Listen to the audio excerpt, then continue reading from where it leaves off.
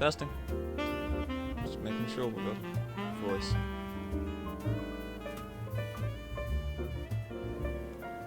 Testing. Just making sure.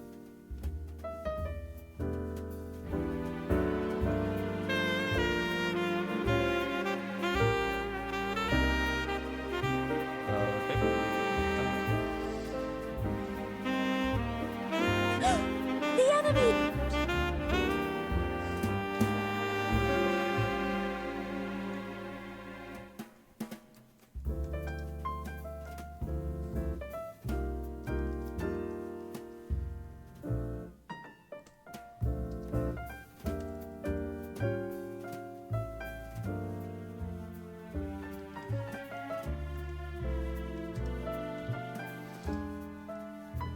Right.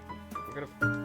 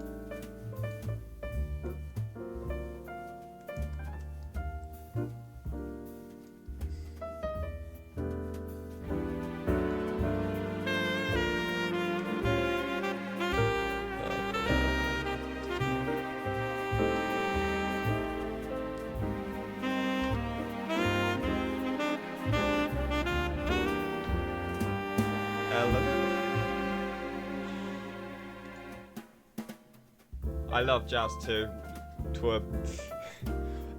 We're playing Tyrion Cuthbert today.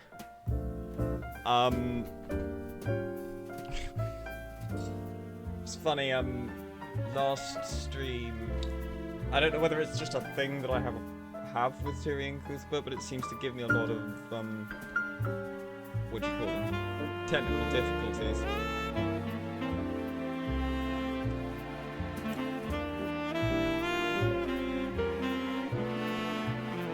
But hey, we get past them. Last stream we found our old house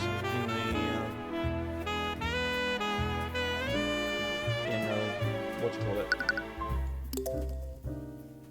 Oh, is it? Hang on, hang on, let's see. Settings.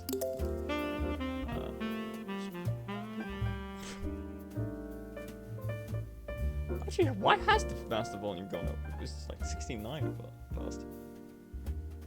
How's that?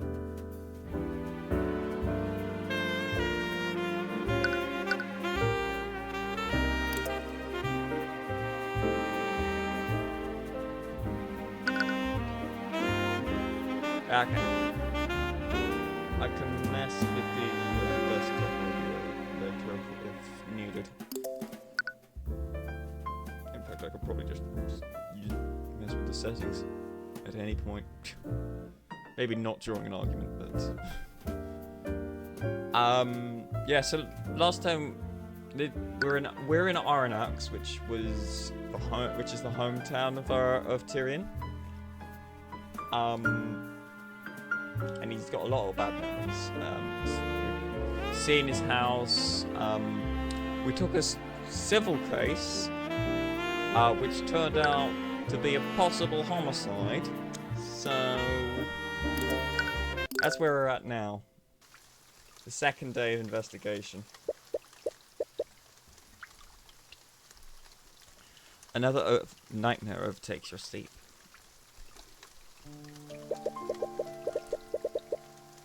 You clutch the notes tightly in your hands as you read it.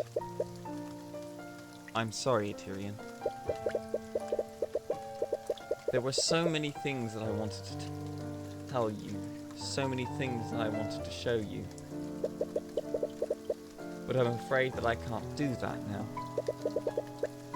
I need you to be strong. The This world is bleak, merciless, and unforgiving. But I've seen you. I know how bright the light within you is. Use my eyes. Peer beyond the divine gate, as I once did.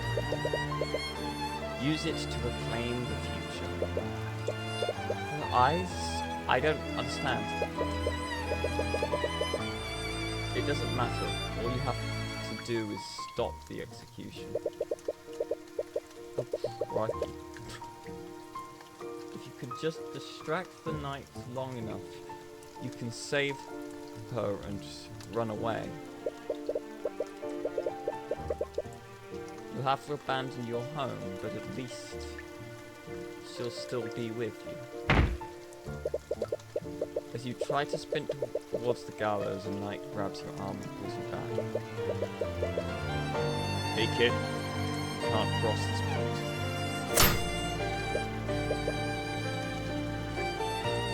Hey, stop that! You fruitlessly tried to break his grip by striking him with your bare hands. But he barely feels anything through his armor. You continue delivering blow after blow to him, but it does nothing. Your knuckles start to bleed. Irritated by your behavior, the knight pins you to the ground.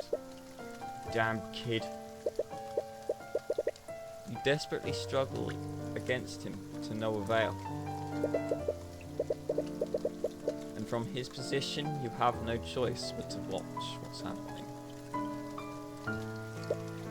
Wait, stop! You make eye contact with your mother one last time. The body goes limp. You stare about blankly at the hanging body. No, this isn't... Mom?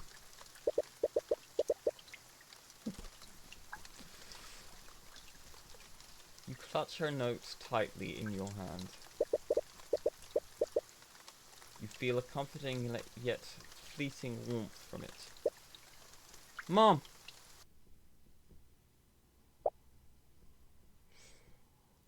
Tyrion! Celeste, You snap back awake. It was just another nightmare.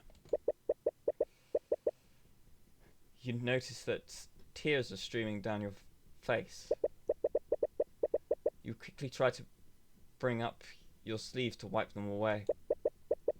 But you realize that Celeste is firmly gripping your hand. What? Why are you...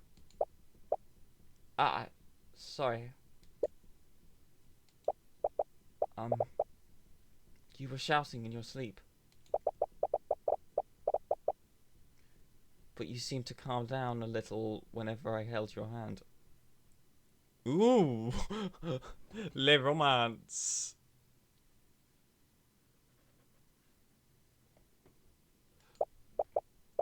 So I've been doing that. Oh. Tyrion, are you okay? You're not. You've been acting weird since we arrived in Arronax. It's nothing.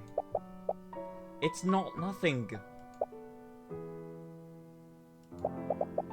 Does it have something to do with your mother?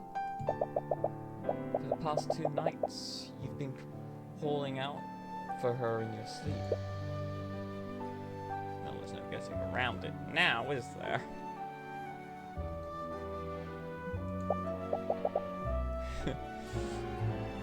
Please, just talk to me.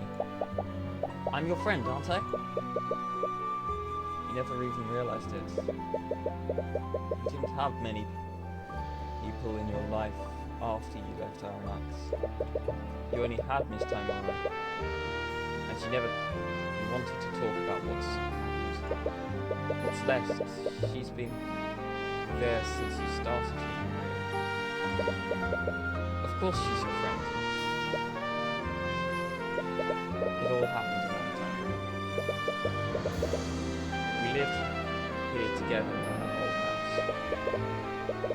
mother was a merchant and a mage. Your mother was a mage? But I guess the gift of magic skipped a generation. I could never use it. About 10 years ago, my mother's business partner was found murdered. They found traces of magic at the crime scene. They thought your mum did it.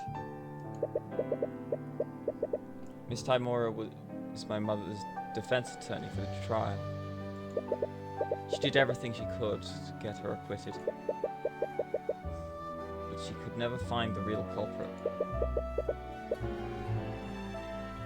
They found her guilty of first-degree murder. I tried to stop her execution, but your voice starts breaking. Tyrion. I'm sorry, Celeste. What? Coming back here has brought back so many memories.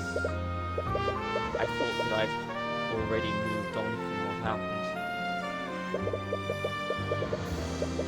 If I could just keep saving people's attorney, then maybe I could put all of this behind me. But I'm back in Aranax, and those feelings are still fresh in my mind. It's like I'm still the same powerless child from 10 years ago. You would have been 10 back then. I know that I've been taking that out on you. I'm really sorry.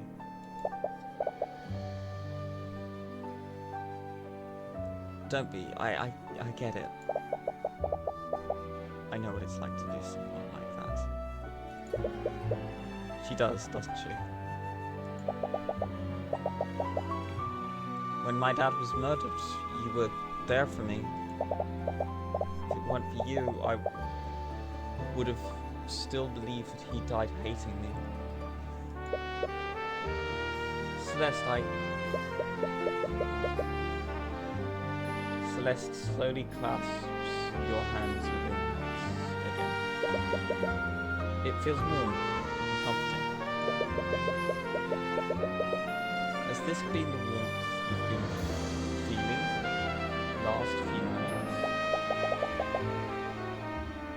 So just let me be here for you. You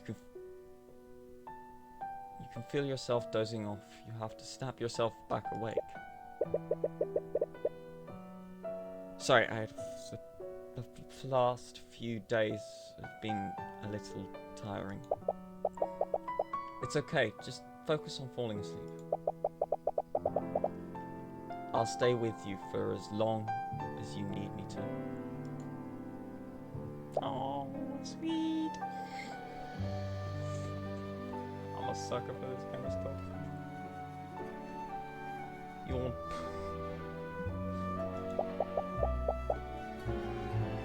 Last time I did actual yawns for characters that were yawning, it was Jan, and it was the worst. Oh god. I almost fell asleep, man.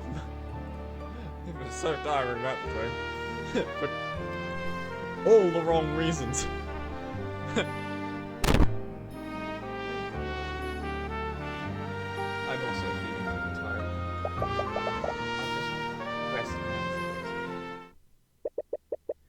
For the first time since you arrived in Aranax, you finally receive a good night's rest.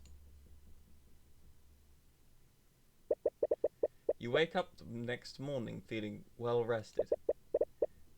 You feel almost a little too rested. You feel really reluctant to leave the comfort of your bed. Celeste, are you there? Your hand feels warm. Oh.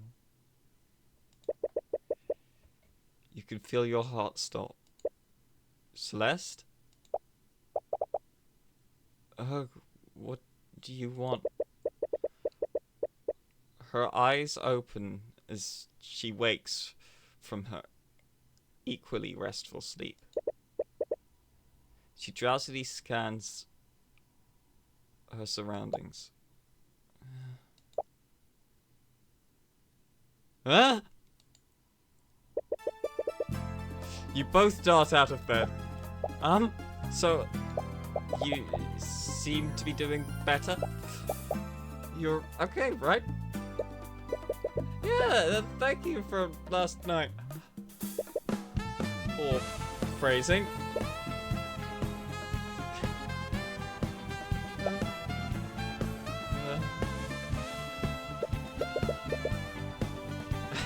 Hello, are you Mr. Are you there, Mr. Cuthbert? What the hell? Your soul nearly jumps out of your body. Part of me wants to say that he went around and knocked on everyone's doors. You suddenly hear Asta's voice, and it's extremely loud. You look around to see where he is, but he's nowhere to be found. Asta? Ah, thank the Scale Lord I've gotten through to you two. What? Where are you? I'm using a spell to speak with you right now. I apologize for coming to contact you in this manner, but I was worried that something had happened to you two. Right, of course. Anyways, what do you want at this time of day? This time of day? Miss Cuthbert, it's 3 p.m. in the afternoon. What? 3 p.m.? You missed the entire morning? I hope everything's all okay. Did something happen? No, everything's okay. It's almost like a Steve spell was cast. I suspect foul players afoot.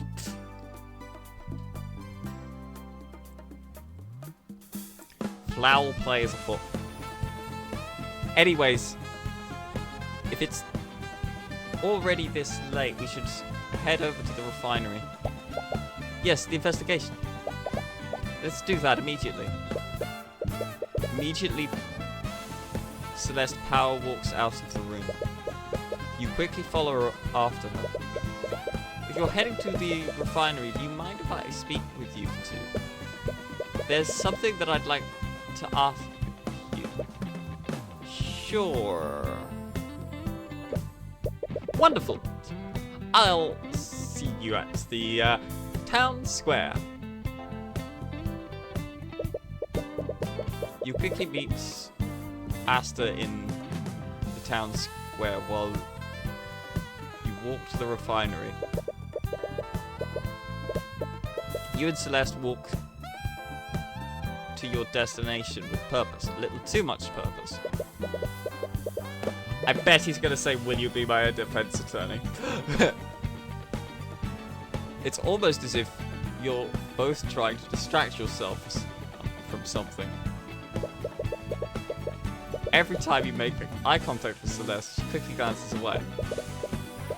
Things are a little awkward, but you prefer this over the tense mood between you two yesterday. Anyway, Asta, what was that spell you used earlier? It let you speak with us without being there. Oh, that's what's a conjuration spell. It's called Send Message.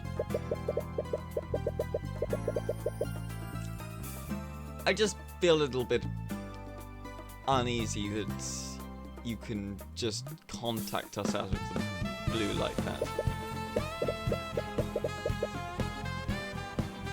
More importantly, you're like a worried. You're a little worried about what he might have seen. Don't worry, the spell is perfectly harmless. I can give you the parameters if you'd like. The target must be... For the duration of a spell cast... Well, this is going to be important later, I bet. It's the... Can hear the caster's voice, allowing for two-way communication. Target must be a person known to the caster. That person must also be conscious, otherwise the spell will fail. Alternatively, the target can be an object that is attuned to the caster's magic. It looks like it only facilitates communication. You definitely didn't see the embarrassing state you two were in. By the way, I'm not trying to be rude, but why are you following us? Oh, yes. I was still trying to think of the proper method to ask you. But you both seem to be on edge at the moment.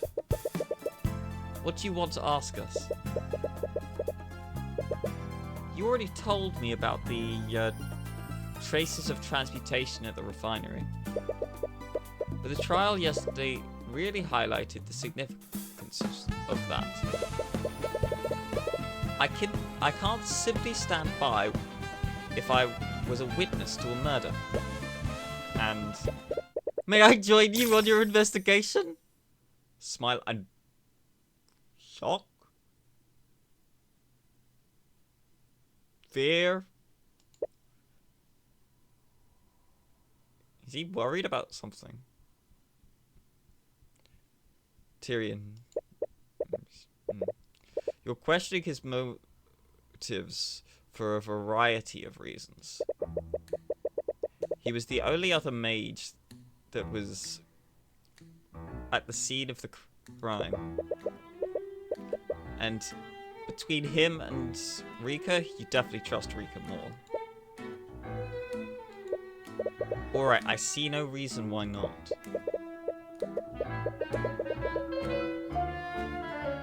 Celeste shoots you a concerned glare. You subtly gesture for her to keep an eye on Asta. She nods in acknowledgement.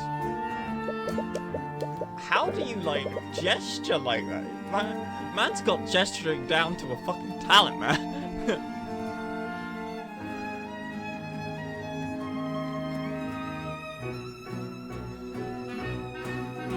It's like gesture.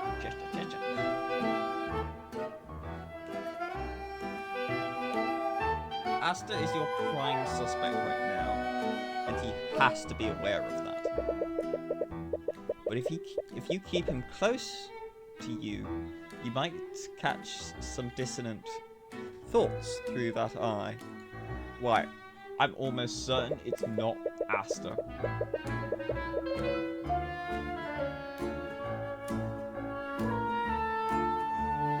He does have an alibi as well, so.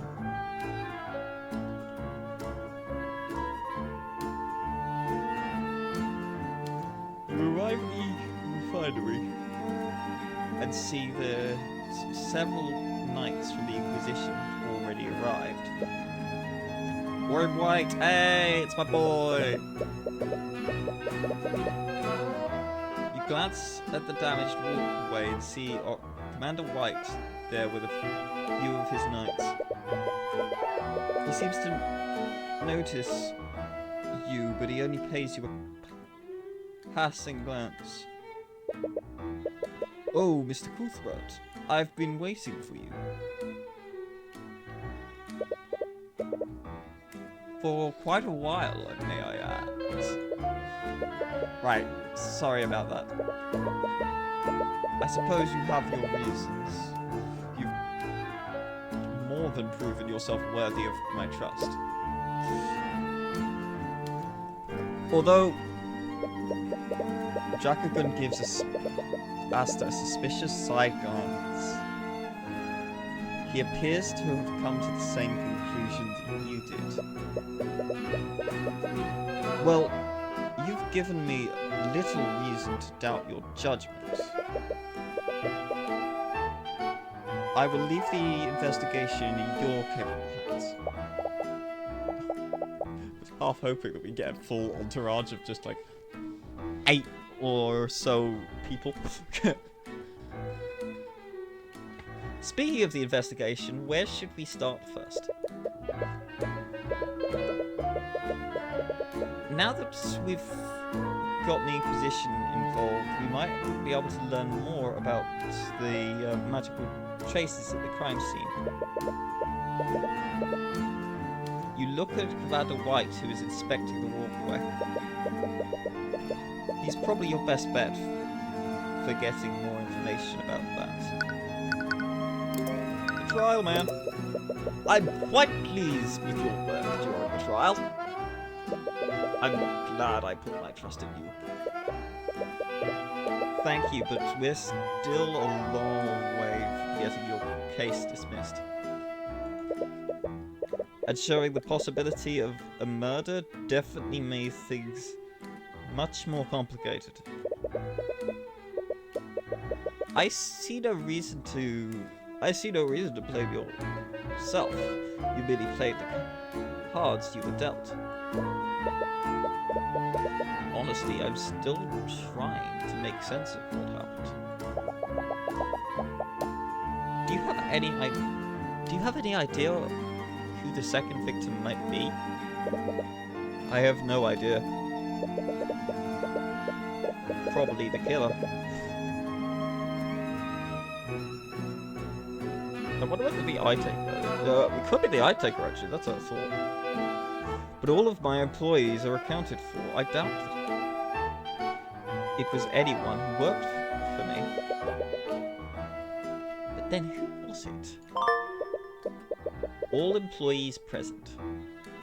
Aside from Justin Way, yeah, okay.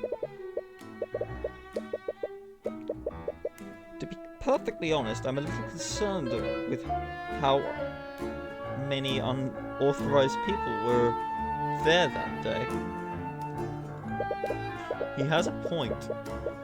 It seems strange that Justin, Rika, and Morrison were all there.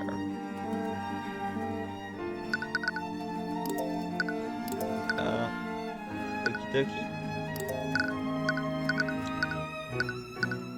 I feel like that's the hint. Come on, back to that. Oh, it's you two, and who's this? Wait, the hell? Commander, please don't.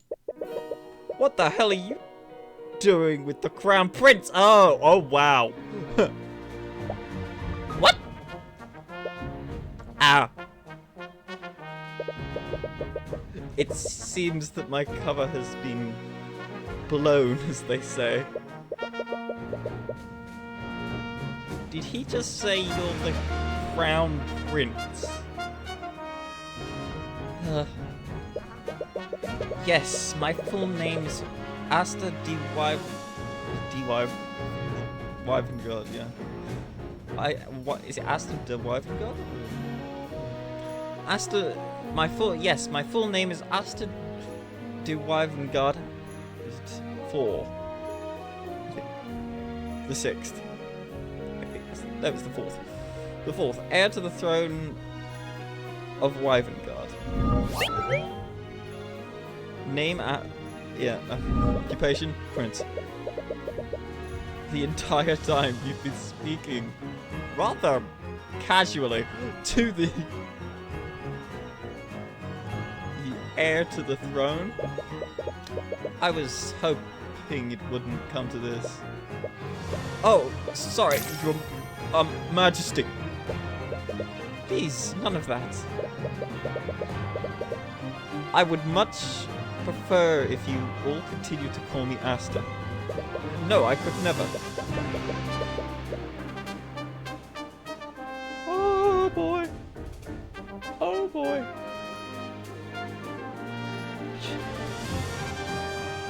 I know Asta. I thought Asta was just another one of the four pillars. I didn't think he was the Crown Prince. I mean, I suppose it makes sense that we'd meet someone from the Wyvern Guards at some point, but I didn't expect it this early. Like, case 3 is not... I thought case 3 would be like it's a write-off one. Bit of character growth for Arya, or something. Nope, we just meet the Crown Prince. You've never seen the commander this flustered before. Why did you find the need to hide this from us?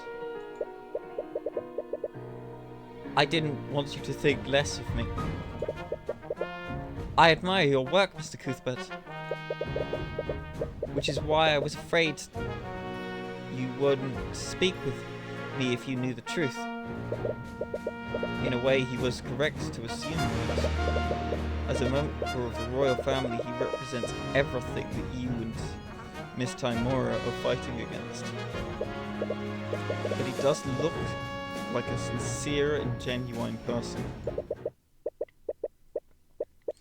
At the very least, you haven't seen anything incriminating through the Eye of Horus. Anyways, this complicates things greatly. Asta is your primary suspect, so if he did commit the murder, you would have to implicate a member of the royal family. Yeah. Woo! A nobleman is one thing. Would it even be possible to convict the Crown Prince? Well, no matter. You won't stop seeking justice. It doesn't matter who you're facing, be they man, king, or god.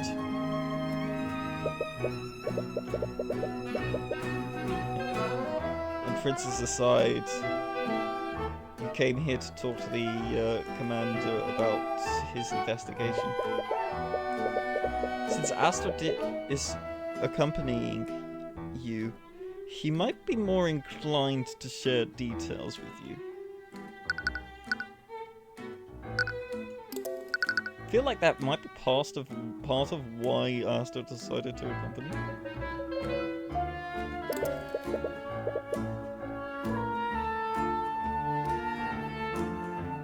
I'm surprised that the Inquisition is even here.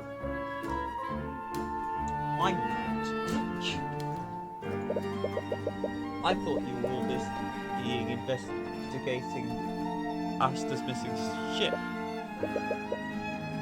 Wait, you know about that? The commander glances nervously at Asta. We wanted to put more of our people there, but Lady Steelwind insisted that we focus on the Dracogun case. As you should. I would much rather have you find justice for Justin Way. I mean...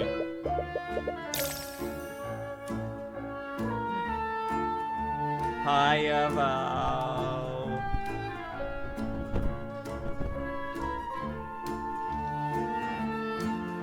It's always good to see you in chat.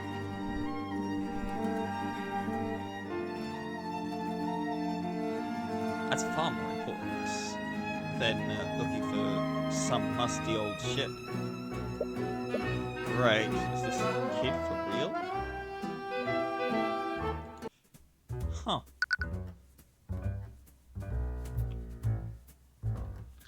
Yeah, okay, so... the Crown Prince turns out to be quite a nice lad.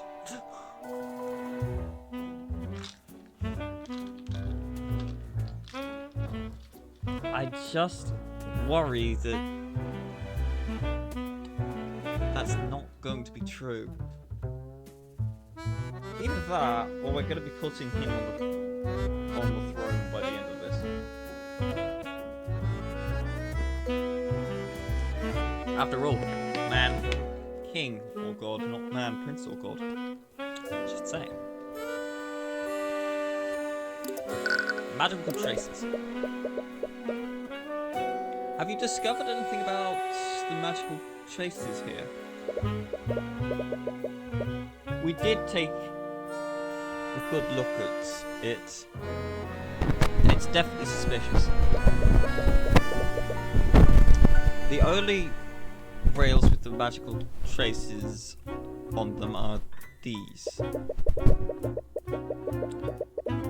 And the fact we still see them means that they were left within the last 48 hours, and it has to be the last 48 hours because we saw them yesterday. That means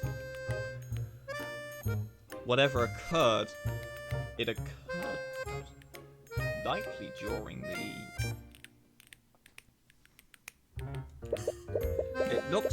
It's looking pretty likely that someone used transmutation on these rails last night.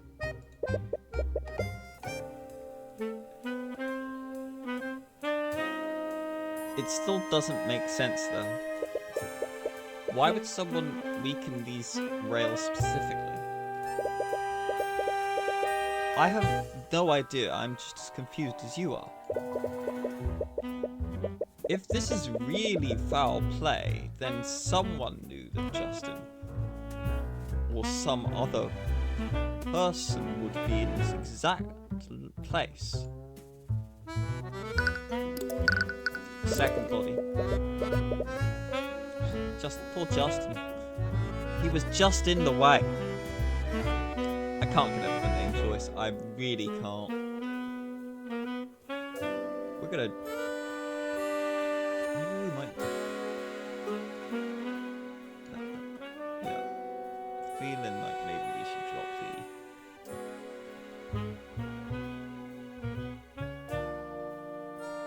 Has the Inquisition found any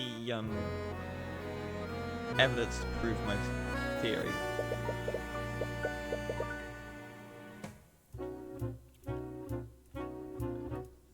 You mean about a second falling person? Second falling person? A second person falling into the vat? Sorry, kid, but it ain't that simple. The body of that Justin fella sort of dissolved. That's quite gruesome. If another person had fallen in, their body would have dissolved too. But we could only find some bone fragments, blood, and a lot of metallic shards. Have you been able to use divination magic to identify the bone fragments? Yep, the ones we found all belonged to Justin Way. No signs of bones from another person. Huh.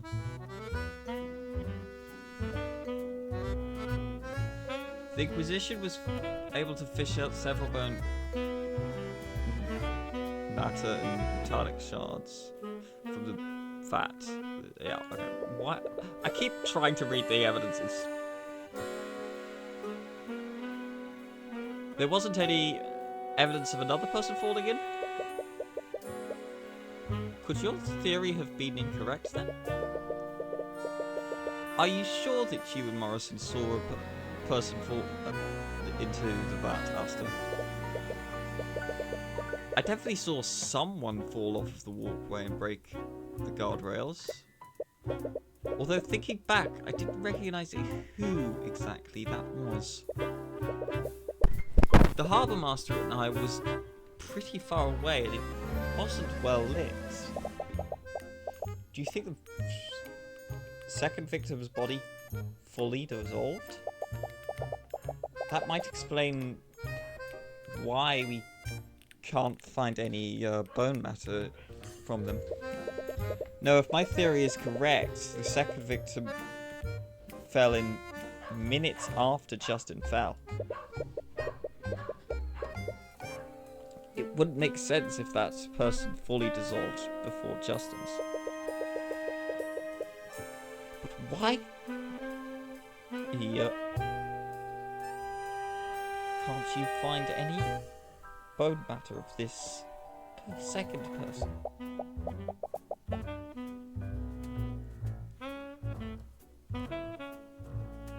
Either way, Draken might want to hear about this.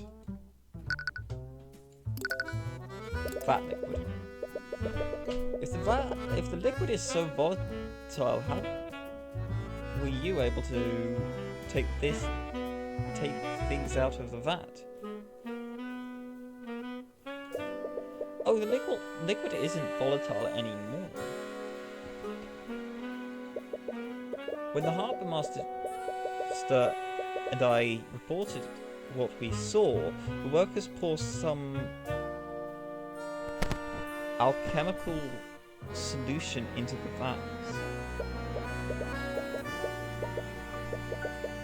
Yeah, according to them, that solution neutralized the evocation magic in those chemicals. From what I hear, the magical liquid in those vats is usually blue. The solution that they poured in turned it green. Yes, unfortunately it was too late. By the time they'd neutralized the liquid, Justin's body had already mostly dissolved. If they hadn't neutralized it so quickly, we probably wouldn't have found anything from the victim. Neutralizing liquid. Crown Prince Asta. I still can't believe that you've been the Crown Prince this entire time. I wasn't trying to deceive you.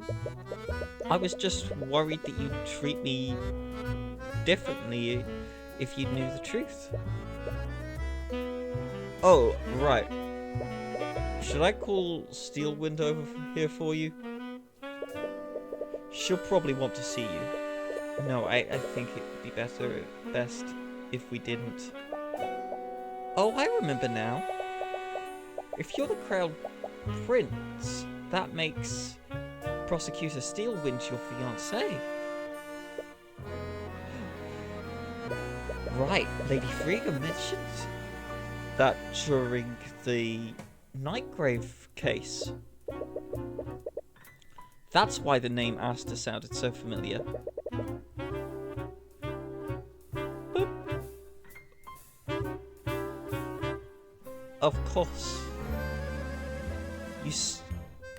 You saw it in her thoughts. Ugh, that Miriam. She's caused me so much trouble by publicly revealing my marriage to Lady Steelwind. I had hoped to keep it a secret for much longer. Arya Steelwind. Where is Prosecutor Steelwind anyways? She always investigates these crime scenes herself. Oh, she wanted to investigate the disappearing ship personally. She seems really hell-bent on finding the people responsible. They did attempt to kidnap the Crown Prince after all. I wonder if the two cases are connected. Oh, she must really care about you, Asta. No, I highly doubt that. What? Our marriage was arranged by our parents. She had no say in the matter. I know that she only tolerates me for the good of our kingdom. I'm sure she still cares about you. No, I can tell by the way she behaves around me. Her hands quiver with rage. He can't bear to look at me when I speak to her. Damn. I can't believe she even treats the Crown Prince like that. She may be my fiancé, but our marriage is purely political. She endures so much because of her name. I guess you aristocrats have your own share of problems.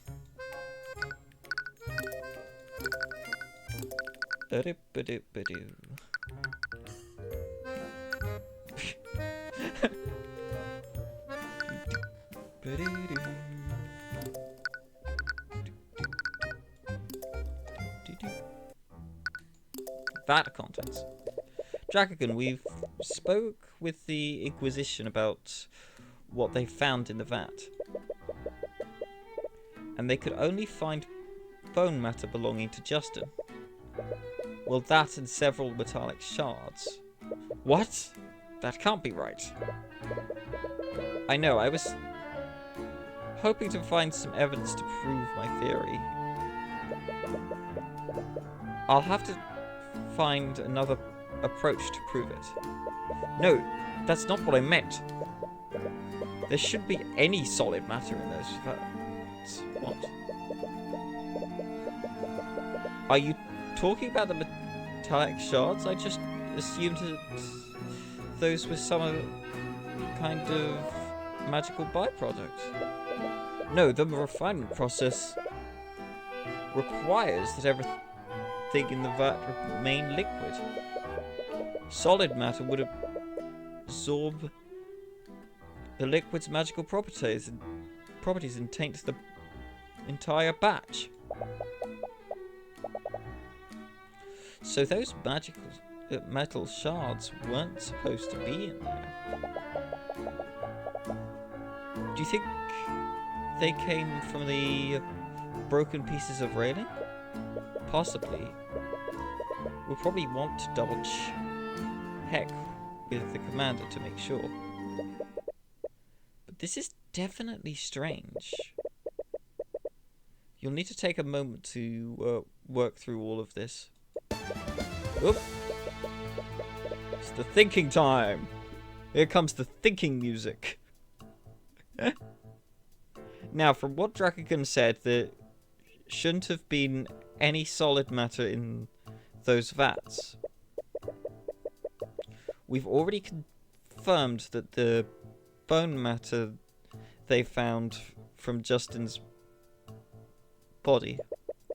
But that leaves another question. How did metallic shards appear in the vat? A metal object jumped in.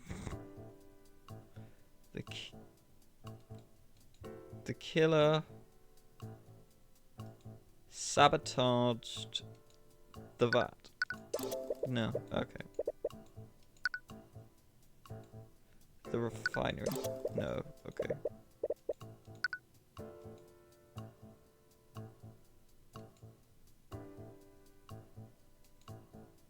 Oh. More secret.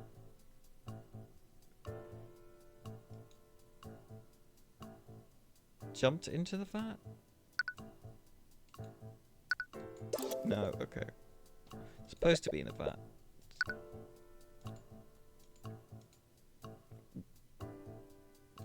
A metal object was thrown into the vat.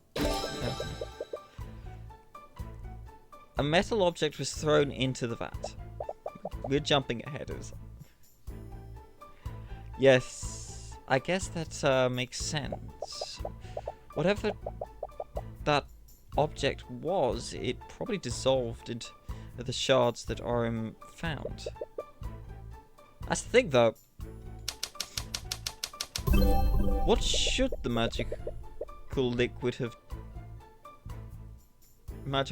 have done to the object? The magical liquid in the vat was extremely volatile.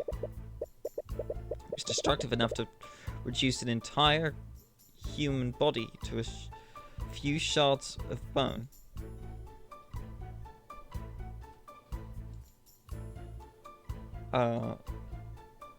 That liquid should have completely destroyed the metal object. The object would have been completely destroyed. We shouldn't have found any metal shards in the first place.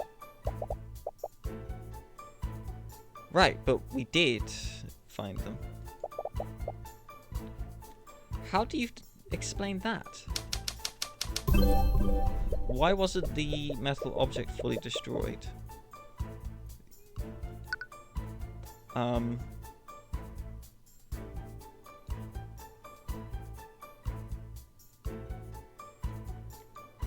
That liquid was neutralized shortly after.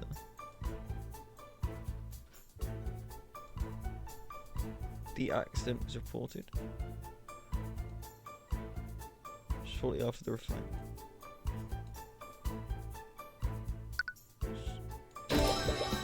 When Asta and Morrison reported the accident, the workers immediately neutralized the liquid's magic. They did this to attempt to save Justin. But it would have stopped the liquid from destroying destroying anything else in the vat. Wait, was it Justin Way that was? Could Justin Way have been the one who was trying to pull them up? And the two fell in. It was actually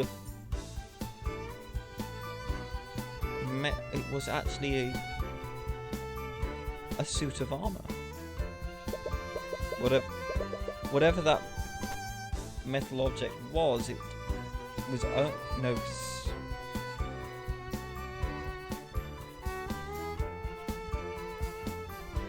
Could it be maybe?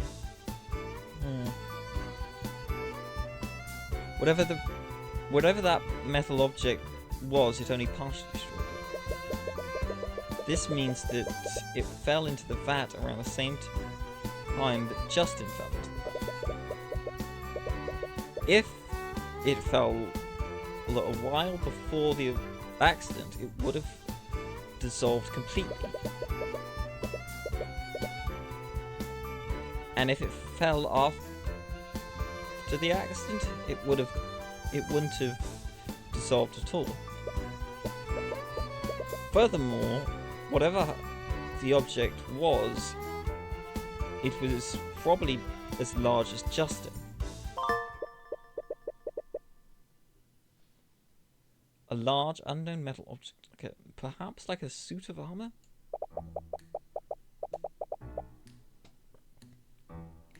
Do you think this metal object had something to do with the second victim? Maybe it was the second victim. Maybe they were holding it when they fell in. I'm not sure, but it's definitely possible.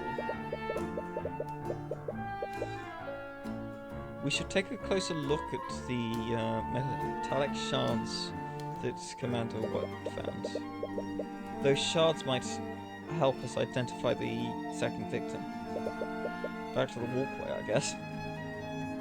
If that person even exists.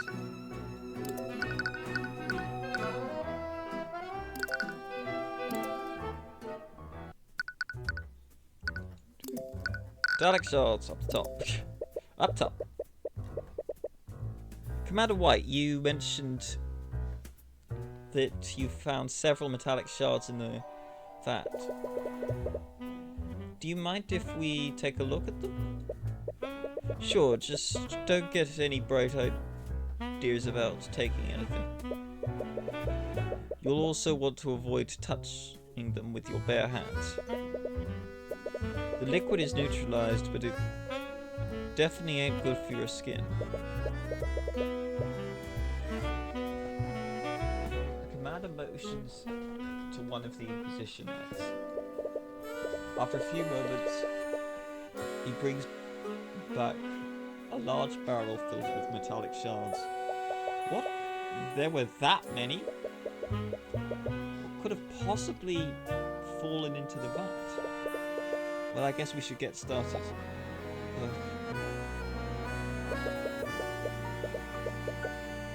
You spent some time closely inspecting the metallic shards with Celeste. The shards are only the size of small rocks, and it's difficult to find any discerning features. Any luck on your end? No, I haven't found... I think I found something. I'm not exactly sure what it is, though. Pulls out a metallic shard with some sort of engraving on it. Unlike the other shards, this one looks far less damaged.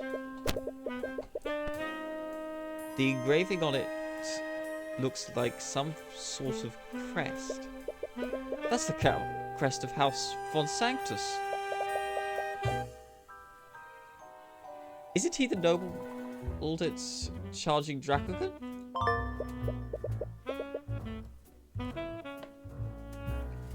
Metallic shards has been updated in your notes. But I doubt Lord von Sanctus was the second victim. Though perhaps someone who worked under them. Asta, do you know who would have a house emblem like this? Normally only the Lord's retainers would have the emblem of his house. Well, I doubt that Justin was the one who had this in his possession. Do you think von Sanctus's retainers fell into the vat that night? It's definitely possible, but if that did happen, why haven't we heard about it? Lloyd von Sanctus would have the resources to keep something like that out of the public eye. It would explain why he knew about the damage so quickly.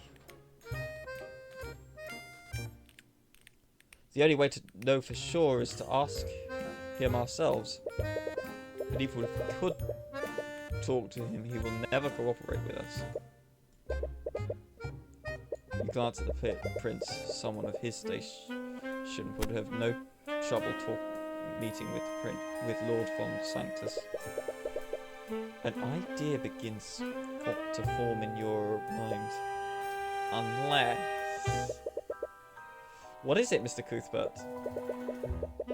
Asta, do you think you could help us interrogate Lord von Sanctus? Really? You need my help? In this instance, it'd be very difficult to speak to him by ourselves. But as the Crown Prince, he'd be more inclined to speak with you. Of course, I'd be happy to help. You might be overplaying your hand by utilizing Asta in this way. You're still wary of the Prince, especially since he was one of the few mages at the scene. Will this really work, though? It's not ideal, but it's the only lead we have so far. But it still bothers you. Why haven't you found any bone matter from a second person? Maybe you're overthinking it. You should pursue every lead and see what it takes where it takes you. And to do that, you need to find out where Lord Von Sanctus is. Oop. Von Sanctus Manor. Whoa! It's so... Heech. It'd be more... So this is Von Sanctus's house.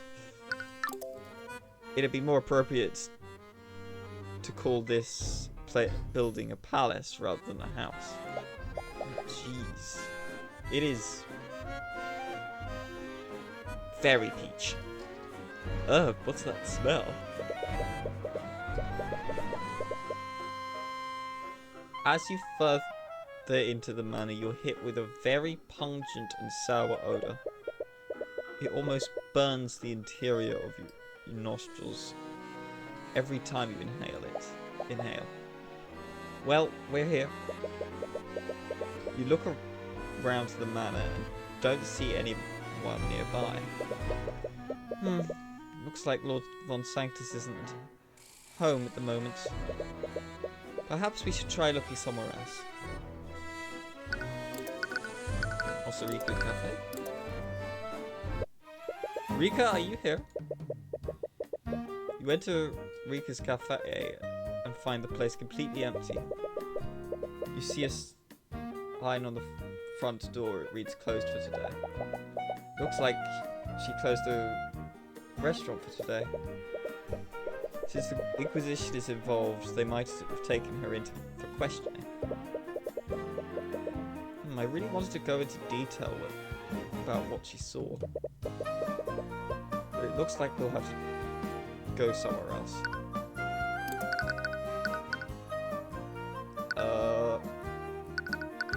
Task.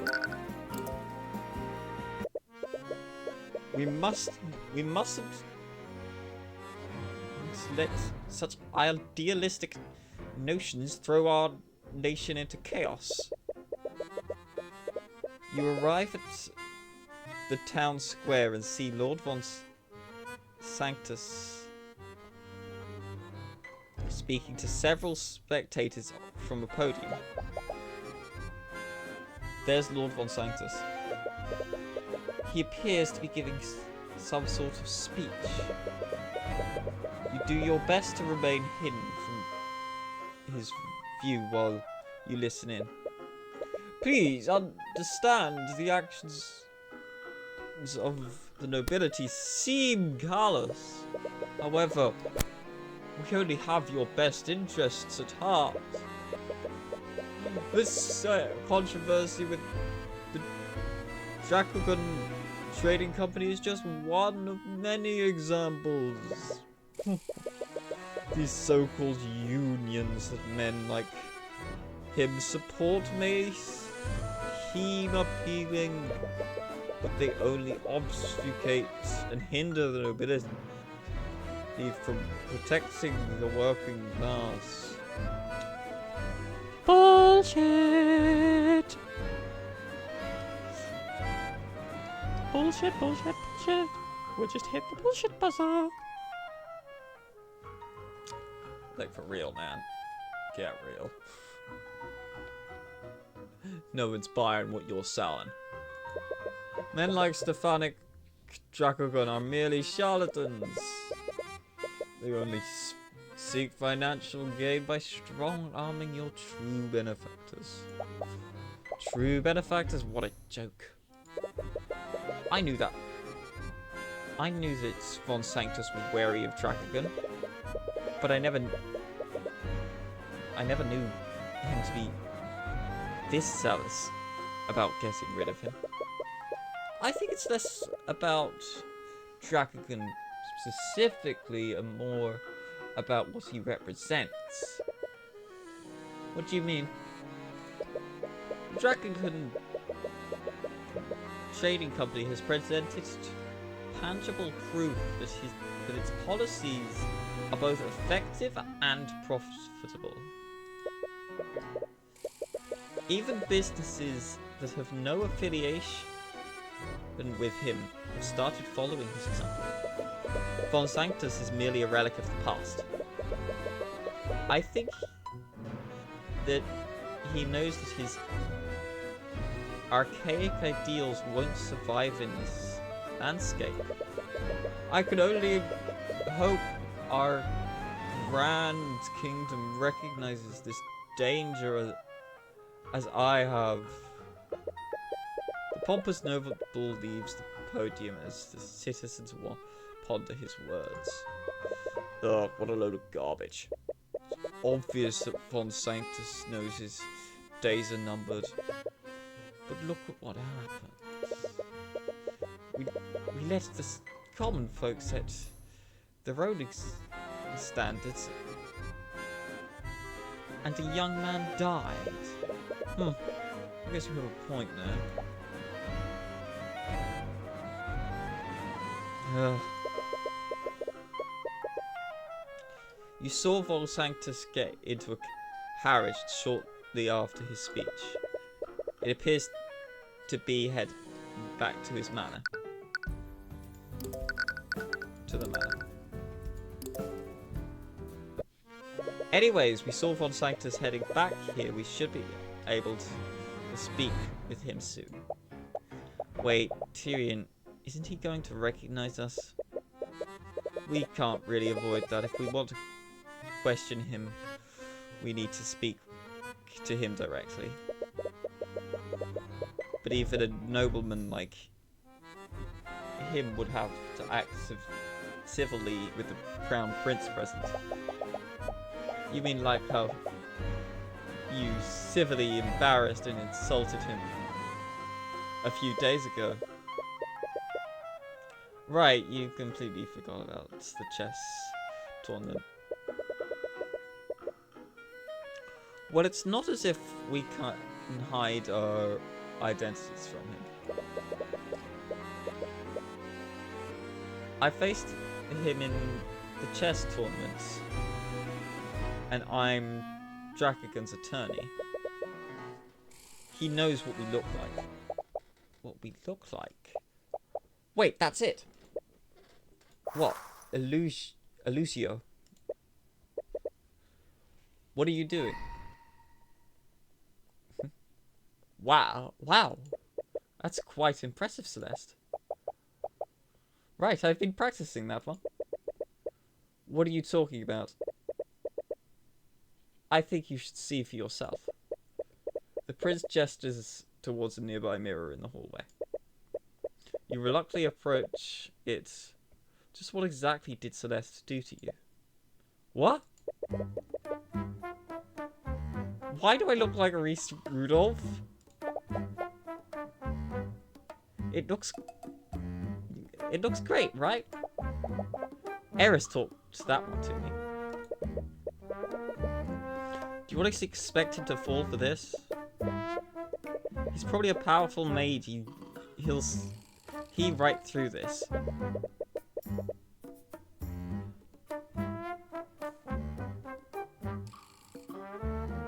Are you telling me that the Crown Prince is here? Why didn't you notify me sooner? You hear Von Sanctus shouting at his attendant down the hallway. He seems to be quickly heading this way. Uh-oh. You might want to disguise yourself as well, Celeste. Don't encourage her, this is extremely illegal. Right, you should just dispel this ridiculous size. He's almost here. I can't think of anyone. Oh god, what's he gonna do? I'm terribly sorry for keeping your highness waiting. Lucio. Oh. What was that? What are you talking about? I could have sworn I heard something. I didn't hear.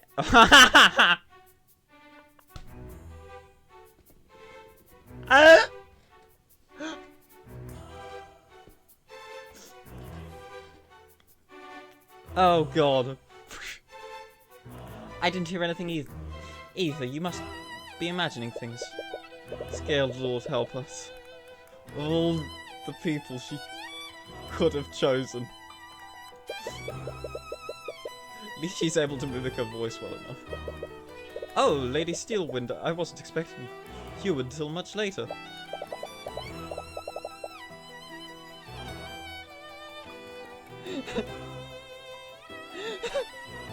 Oh, I can't wait for the talking to we're gonna get.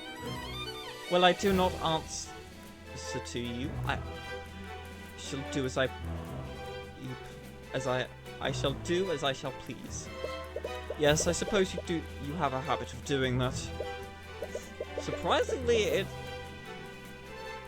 doesn't look like he's seen through your disguise. He must have other things on his mind if his guard is down like this. Anyways, Lord von Sanctus. Pardon the abrupt intrusion. I came by to pay my respects. I am honoured by your Majesty's presence. Unfortunately, I am quite busy with administration matters at the moment. Too busy to show hospitality to the heir to the throne. Oh, I wasn't... I suppose I have some time to speak with you? The conditions aren't ideal, but at least you have von Sanctus here with you. You should let Prince Asta make small talk with him for a bit. After that, you can subtly bring up the von Sanctus crest that you found in the vat. Or, I mean, you could have Celeste bring it up. I heard about the charges that you brought against the Dracagon Trading Company. Forgive my bluntness, but is everything well with your estate? Oh, that. I'm simply cleaning house, nothing more.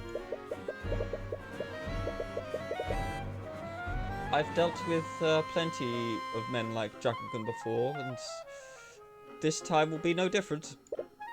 I understand that he may be taking business away from you, but does that really warrant you taking such drastic measures? It's not just about business, it's these ideas he's putting into people's heads. He's allowed these unions to continue existing, and other businesses are following his example. It's absolutely absurd it's as if the entire world has gone mad. I see. Our society only functions when the lower class know their place. If that's how our society functions, then perhaps it is flawed. You're still young, Prince Asta. These righteous ideals may sound appealing, but they are a path to disorder. The common folk do not care about the well-being of our kingdom as a whole. They only care about themselves individually. Nope. That's you. Very you. Very much the other way around. If we allow them to become empowered, then they will use that power selfishly.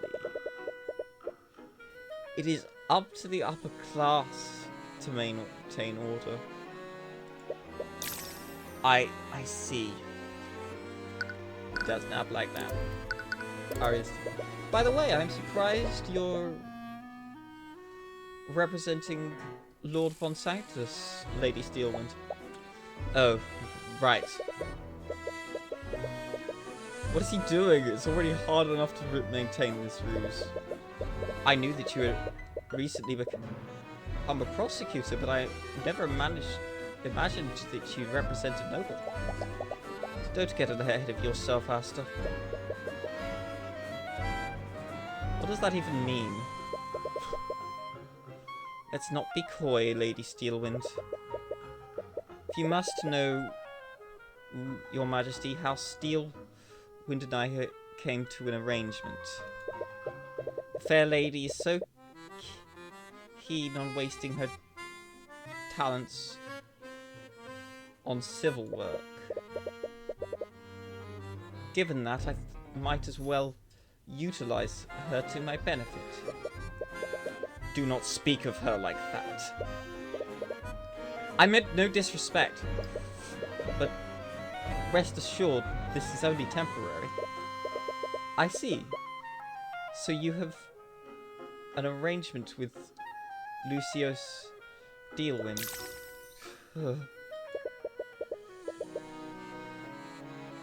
It seems that Asta is collecting his own information. Missing attendant. By the way, Lord Von Sanctus, have any of your attendants gone missing lately? That's an oddly specific question, but no, all of my attendants are accounted for. Don't see any dissonant thoughts from the eye, but he could unconsciously be shielding himself from it. Why would you ask such a question?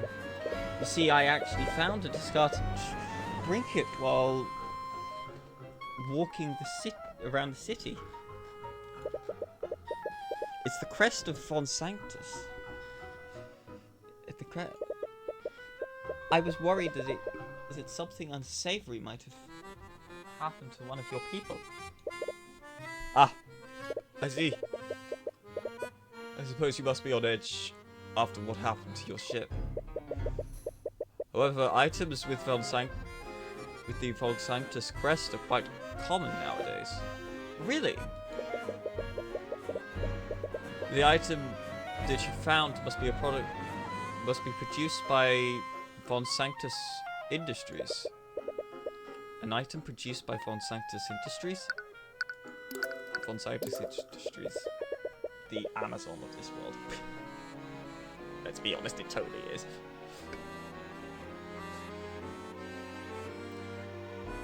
So, the Von Sanctus crest is on some of the items produced by your company. Not just some of the items. The Von Sanctus crest is engraved on every product created by Von Sanctus Industries. As a result, people have come to associate the quality of our products with the quality of House Von Sanctus. Well, I mean, that is good. It's like the Nintendo seal of approval. You see that and you know it's a good game. And it's associated with Nintendo. Or at least they did until the hacks. Like Dragon.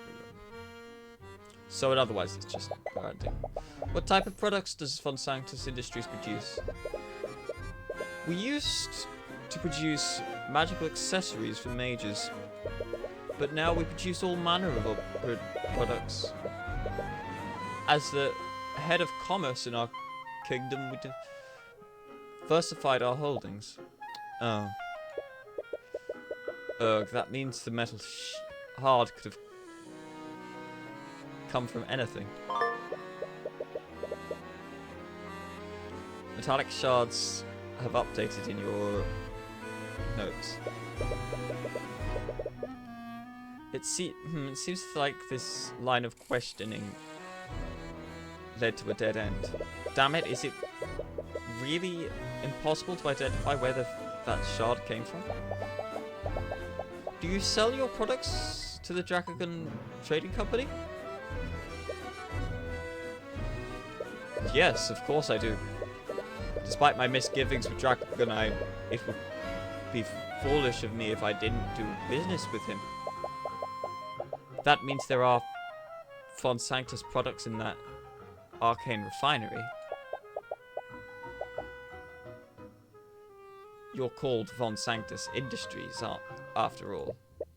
That's true, the metal shards could have been from some sort of industrial tool. Just what are you implying, Lady Steelwind? A twinge of nervousness through the eye? Does he know something? I've never had a situation where I've had to go off the emotions.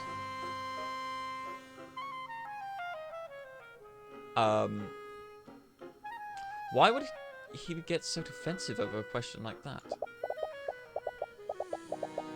Was there a Von Sanctus product in the refinery on the night of the murder?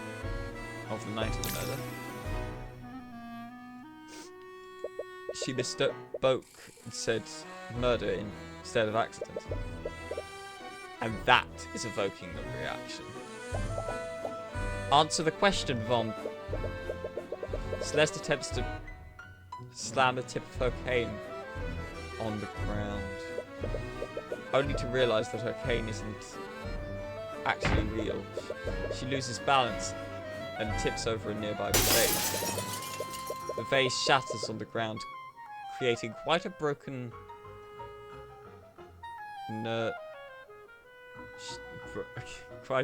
mess of shards and water. Lady Steelwind, are you okay? Celeste immediately regains her balance and tries to act as if nothing happened. I'm not paying for that. Ah! Lord Von Sanctus completely loses his composure and recoils at the sight of the broken vase. Construct, I require your assistance. Oh. Another construct. Acknowledged. In response to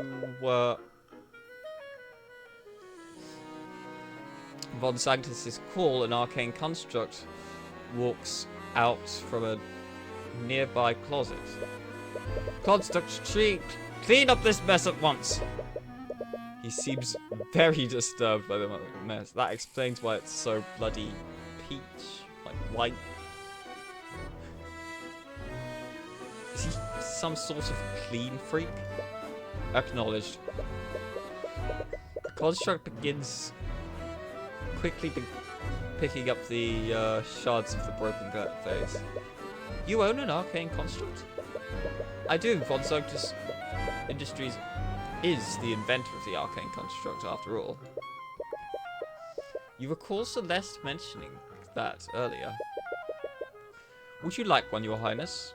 My apologies, I'm not very interested in using artificery. Suit yourself. In any case, Lady Steelwind must be taking her leave now. What?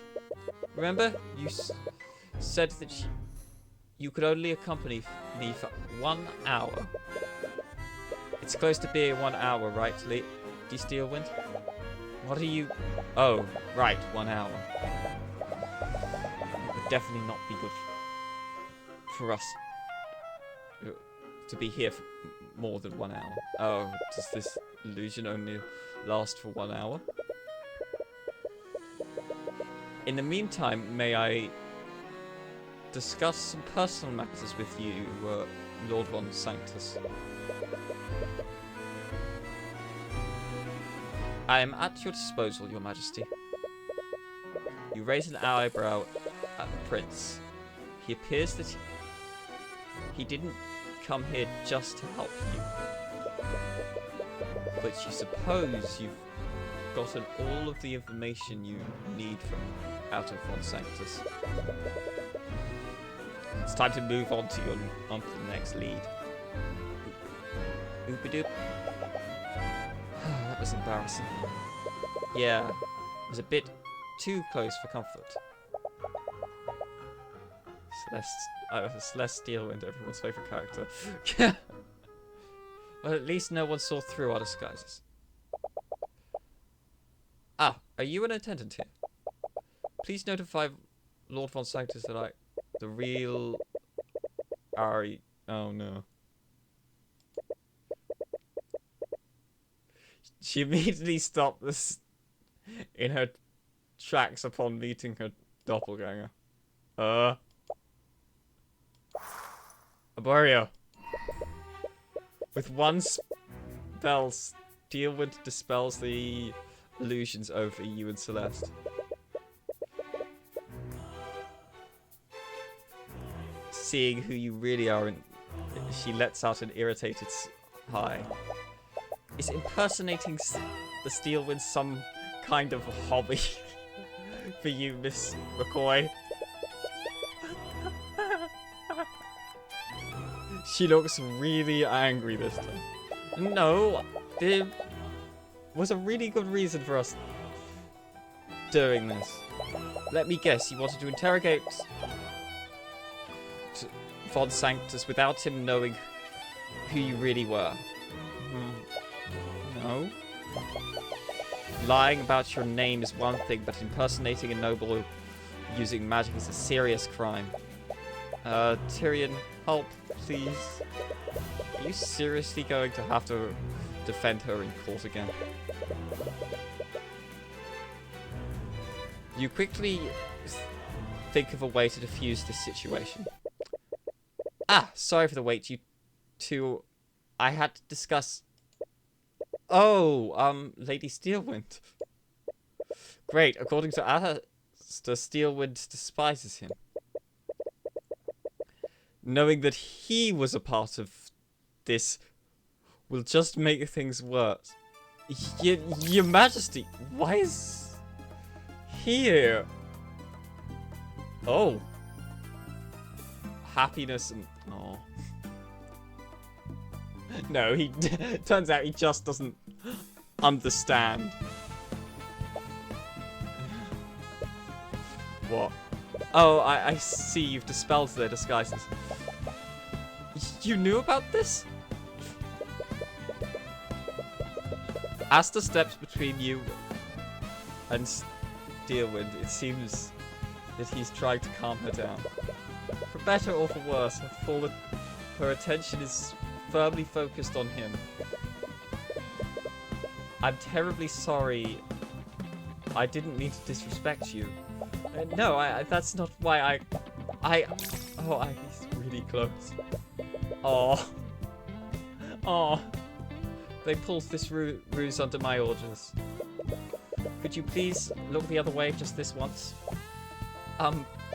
Okay. Thank you, Lady Steelwind. I won't forget this.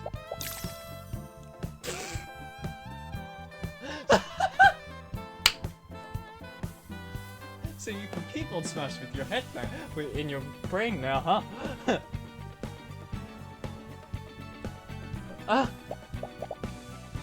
I need to go. Well, that was certainly something. I'm sorry you had to see that. What? It's as I thought. She absolutely detests me. You saw it, didn't you? She could barely look me in the eye. Oh my god. He's hopeless. He's hopeless.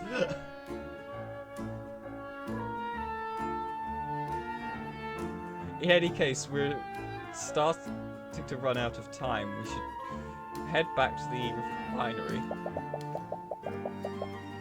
We still don't know where the metal shard came from.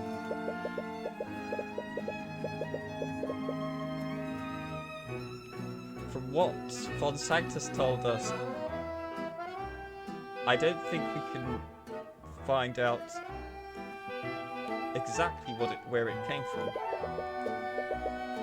If even Von Sanctus' products has a crest, it could be any number of things.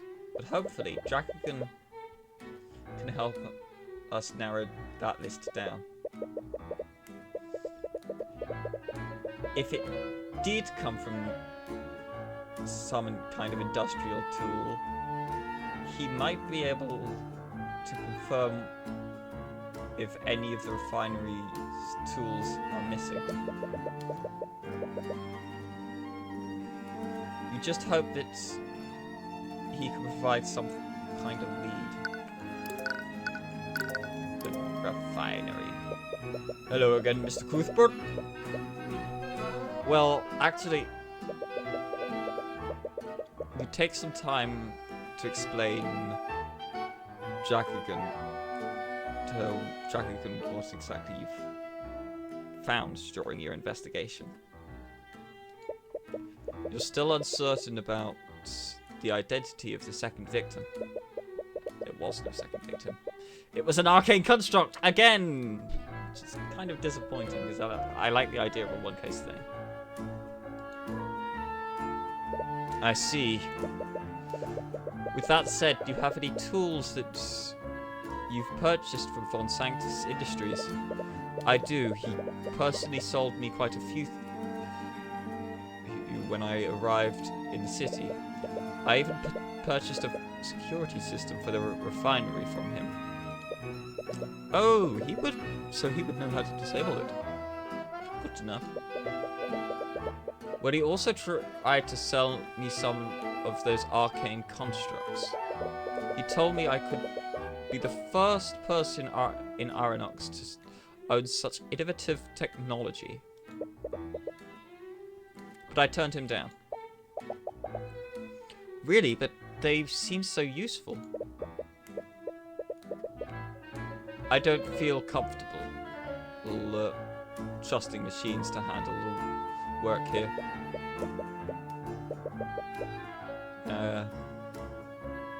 You and me both, just to find it. Those constructs require very specific instructions, and they lack common sense.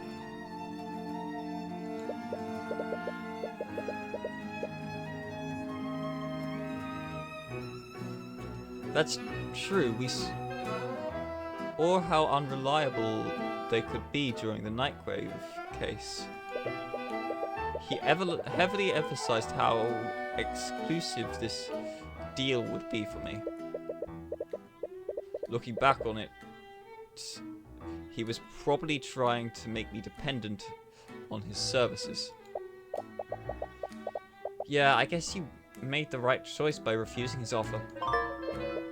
Products from Von Sanctus. Anyways, have you any of the tools from Von Sanctus Industries been reported missing? The Inquisition actually asked me the same question, so I took some time today to check my inventory. Why would the Inquisition ask him? Did Steelwind come to the same conclusion that you did?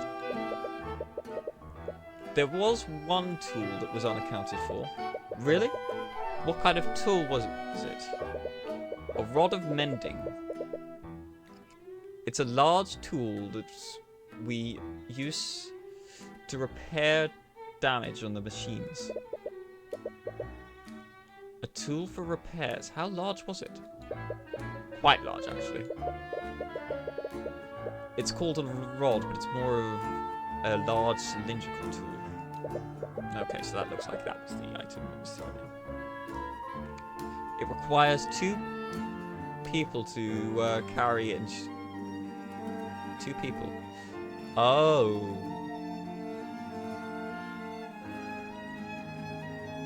To properly carry and use it.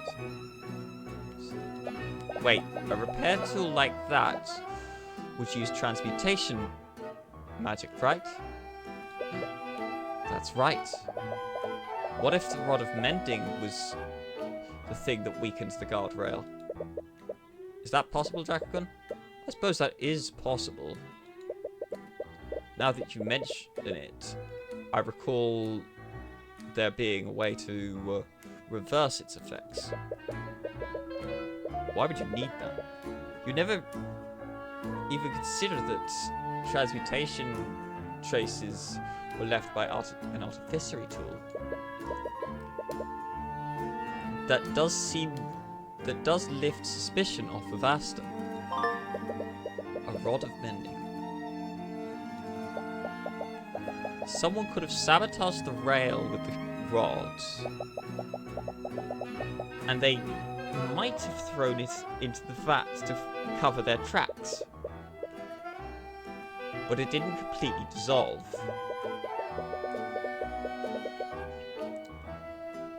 That would mean that they threw the rod in close to when Justin fell off the walkway.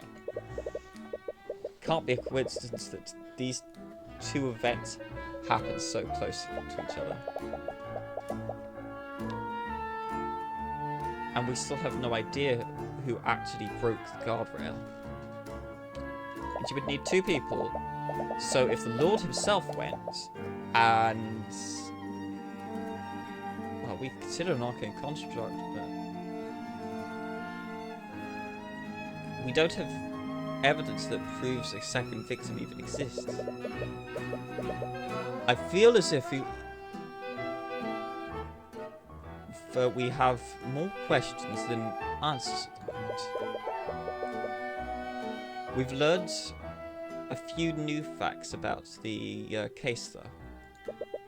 And the Inquisition has verified the traces of transmutation on the guardrail. The burden of proof is still on the prosecution that Dracagon is at fault. Even if Steelwind has a proper explanation for that, I can counter her with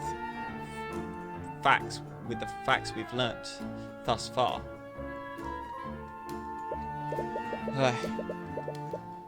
I just hope that the trial goes as smoothly as you're describing. It rarely ever does. But knowing that would just needlessly stress him out.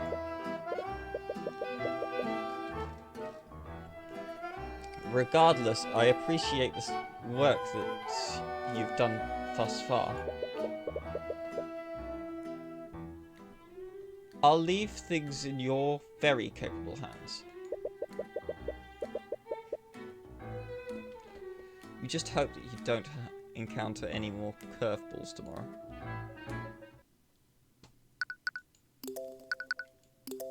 Okie dokie then.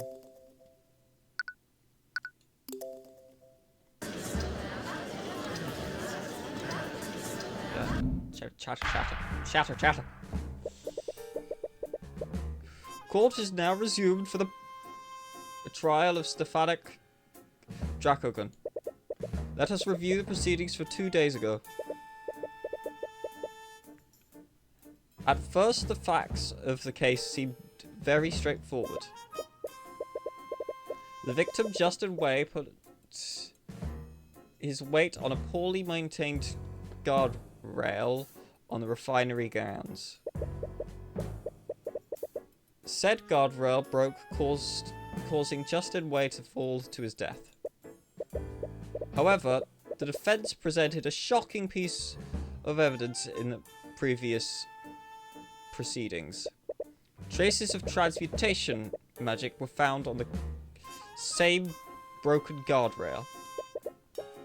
This new evidence implies that sabotage, if not outright foul play, played a part in the death of the victim.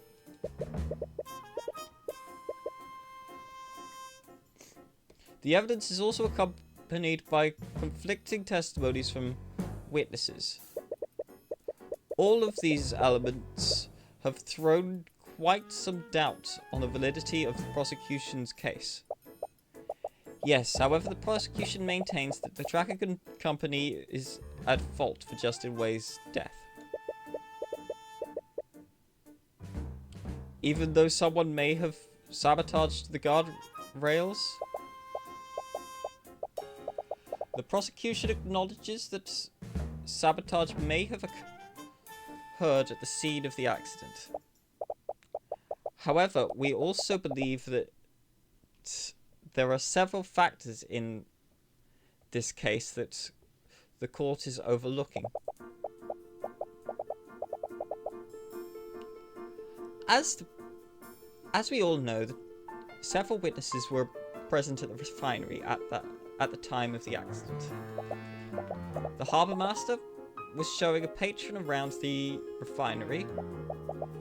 Mosarika Tudor was making a food delivery and entered the building. And of course, the victim, Justin Way, was obviously present as well.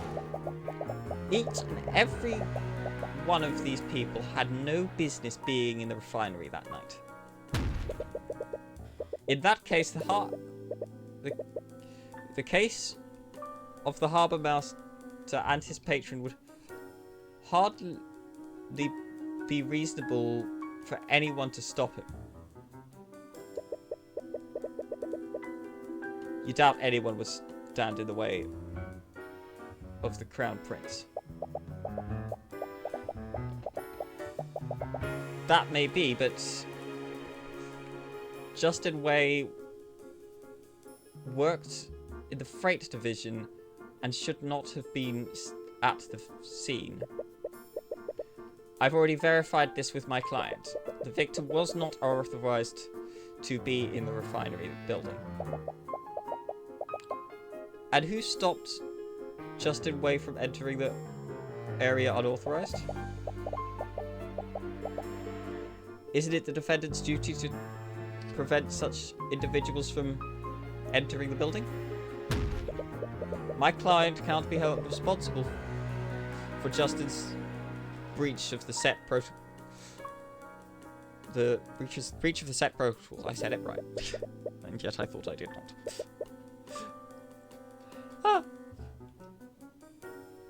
And you surely can't hold my client responsible for someone sabotaging the guardrail. This so-called sabotage is only theoretical, using until a proper culprit is found.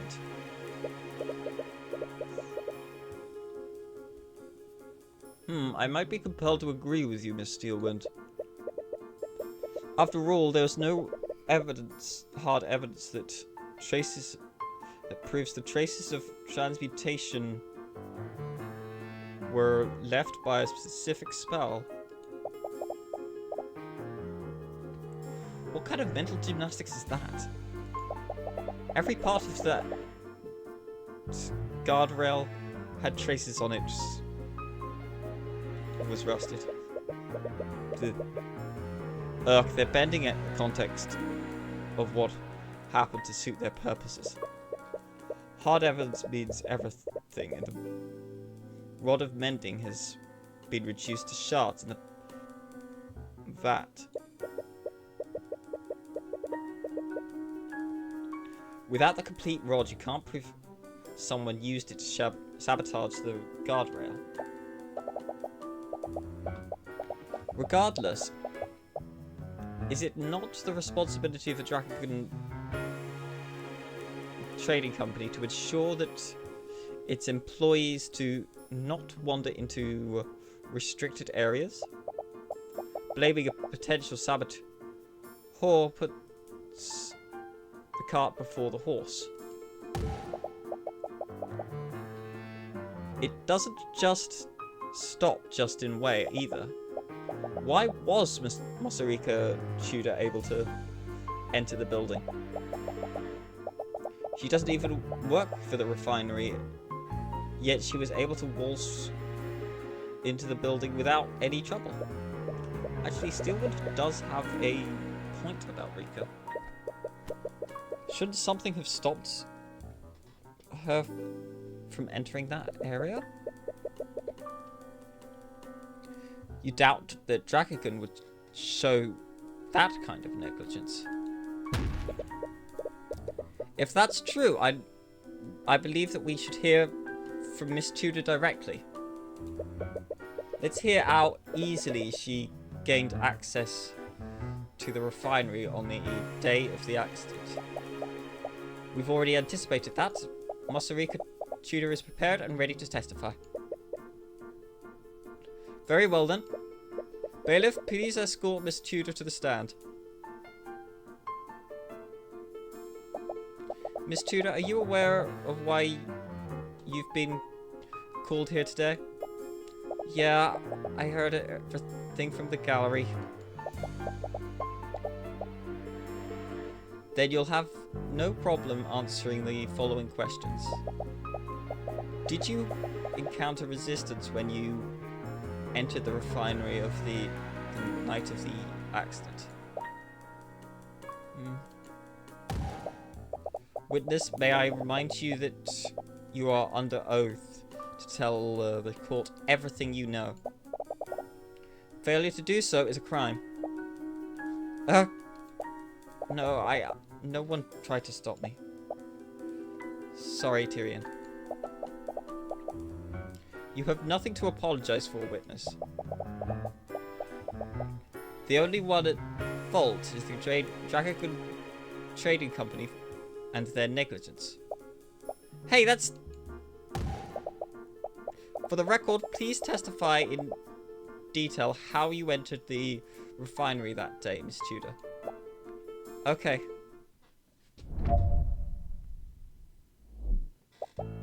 That day I was looking for Justin in the freight area, but I couldn't find him. I decided to look for him in the refinery's main building. There was some kind of magical door leading into it, but it was unlocked. Nothing really stopped me from entering the refinery building.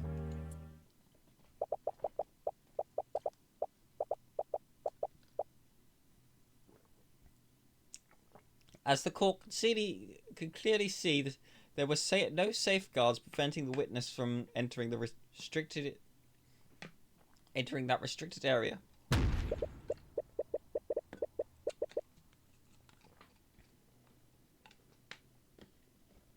The witness clearly stated that there was a magical door leading into the building. There was obviously some security door powered by artificery, which was still unlocked and effectively useless. Damn it. There must be a way to prove that the unlocked door wasn't Dracagon's fault. You may begin.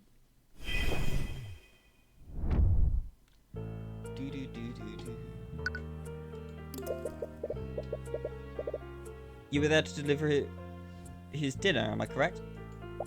Yeah, he was usually in the freight area around that time. I was surprised when I didn't see him. I was a little worried, so I decided to look for him in the refinery's main building. It seems a little strange that you'd go looking for him. Why not just leave his food with one of his co-workers? I thought of that, but I also wanted to make sure that he was okay. I was the one who helped him get this job in the first place. It wouldn't look good if he left in the middle of his shift. How did you enter the refinery building, Miss Tudor?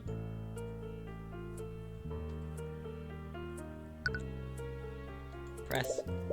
By magical door, do you mean that it was a door powered by artificery? Yeah, I have a door like it in my restaurant too. But this one looked a lot more complex.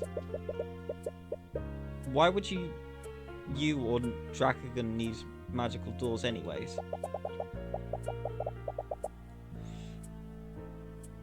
The one in my cafe magically locks in the shop when I close it for the day. I guess the door to the refinery building was for the same thing. But that means that there was a mechanism to keep out unauthorized personnel, which was effectively useless. The witness entered the refinery and entered with entered 0 and encountered 0 resistance. Furthermore, the Inquisition has already logged the specs for the door.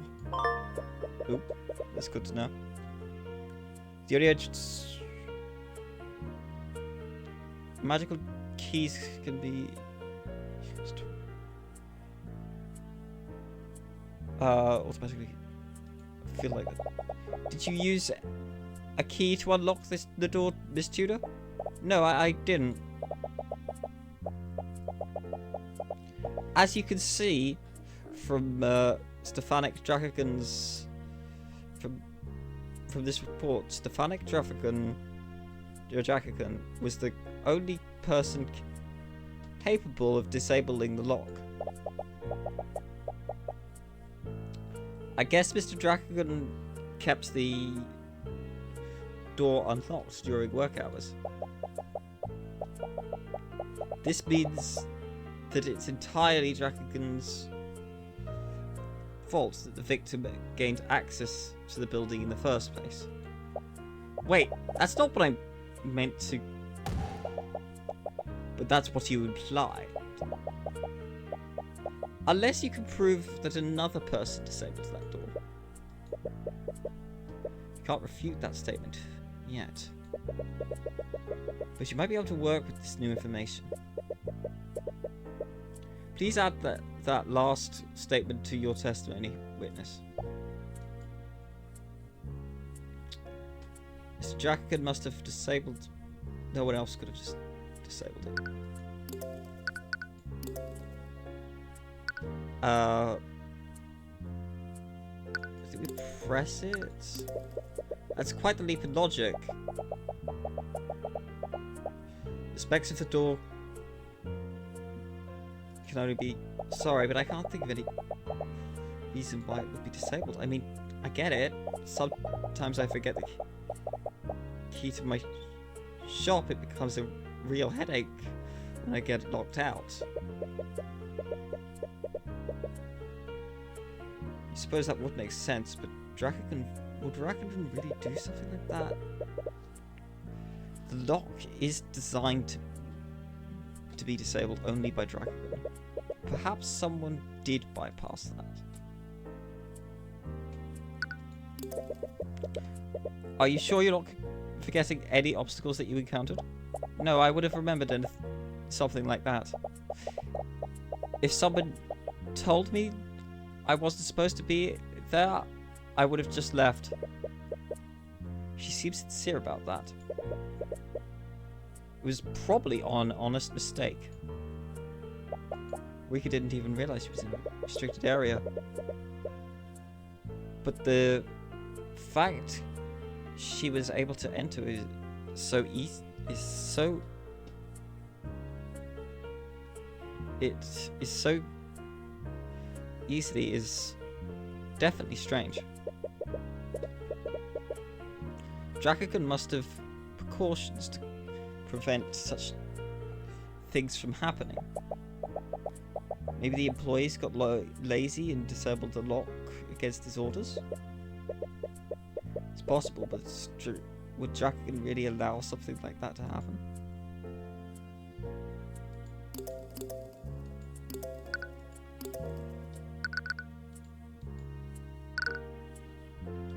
Alright.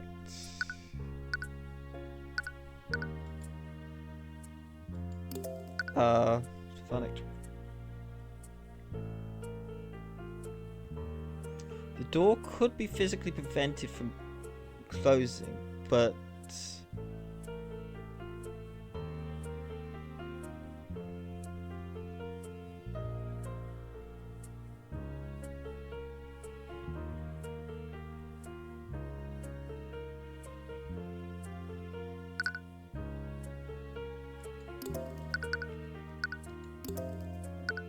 perhaps...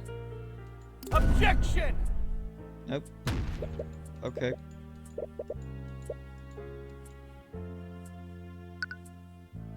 No one else could have disabled it. Security system. Attempted to...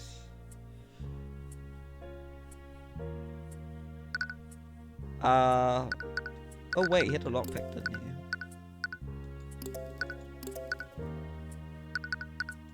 Testimony. So we could just plan to...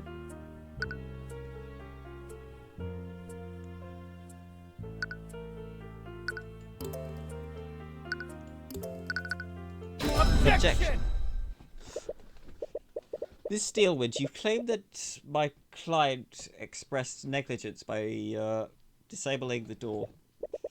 This is the reason why the security door was locked, and why the current witness was able to enter the building.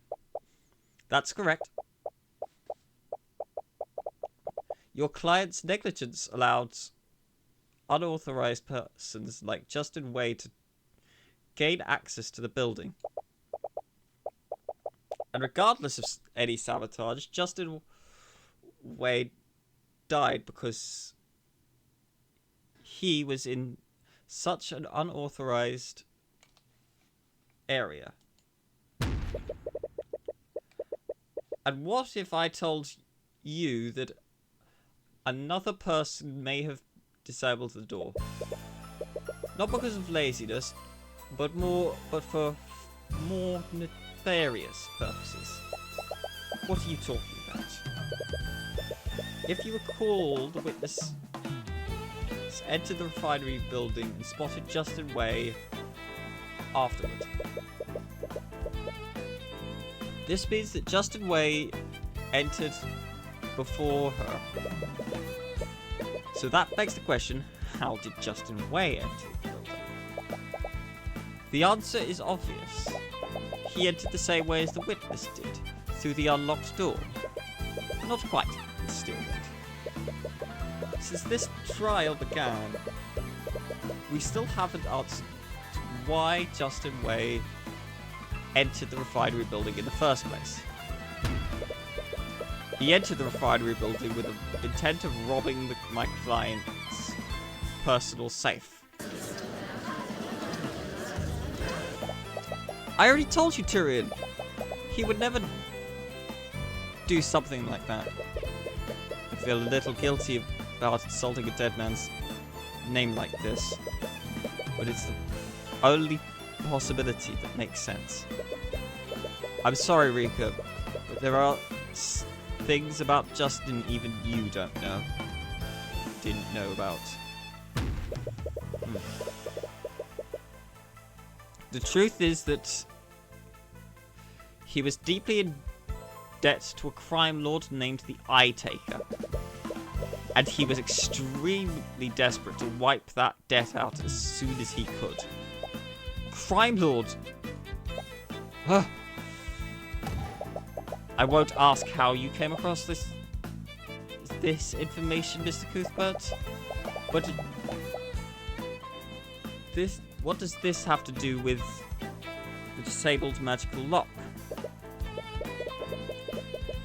Mr. Steelwind, just a set of tools he used for picking mundane and magical locks. The safe that he planned to rob was located in my client's office within the refinery building. I have witnesses Justin retrieved those tools shortly before the night of the accident. He clearly had a plan to disable any locks that's between him and the safe. This means it's entirely possible that Justin disabled the refinery door illegally. We're not actually going to bring them in, are we? Yeah, I'm kind of bluffing right now. He basically assaulted one of them. We both assaulted him.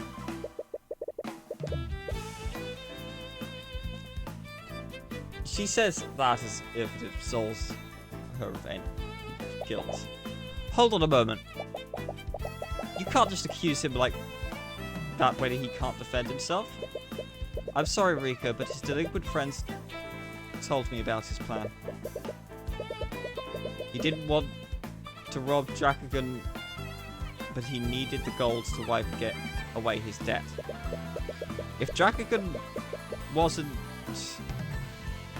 the one that disabled the lock, that would only... If Justin wasn't that would only leave Dracagon.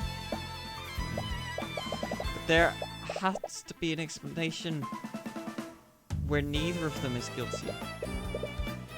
She definitely believes in Justin. But a scenario where both Justin and Dracagon are innocent is too optimistic. Optimistic, if not impossible.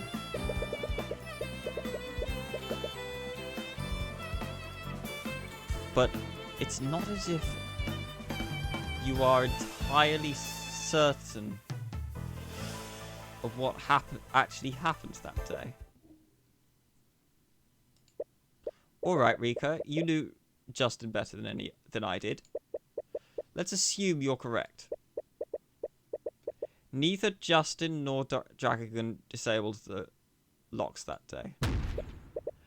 How did either of you enter the refinery then? Well, someone must have disabled it before then. Wait, let me think through this. Plenty of people could have disabled the locks. Maybe one of the employees got lazy and forcefully broke it. There was also that nobleman who was with Mr. Morrison. He's a maid. He could have used magic to do it. It could have been one of the maintenance constructs. All working on the machine. Wait, what? Maybe one of them broke the lock. I can barely even begin to point out the issues with your theories, Miss Tudor. If you recall, the entrance lock can only be disabled by Fanic Dracagon. Even Mr. Cuthbert's theory makes more sense than your list of suspects. She's right. It doesn't matter how many suspects she presents. None of them had the credentials to disable the lock. So why do you feel there's something else wrong with her testimony? The defense would still like to exercise the right to cross-examine the witness. What a waste of time. While the court agrees with Miss Steelwood, we will also recognize Miss Cuthbert's right to cross-examination. However, I will not allow the defense to waste the court's time. If nothing substantial is gained from your cross-examination, I will not hesitate to end it early. You say that a lot, man.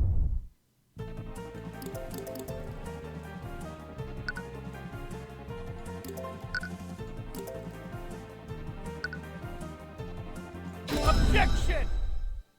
That was like straight off the bat. Like I saw that and I'm like, what the hell, man? That makes no sense. Wait, that can't be right, can it? Rika, you said you saw a maintenance construct inside the refinery building. Are you sure that it was an arcane construct? Yeah, I've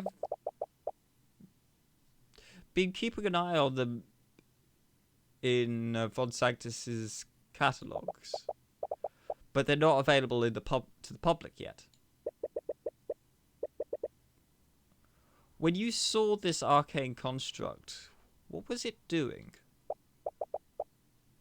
I'm not exactly sure, but it looked like it was doing maintenance on the machines.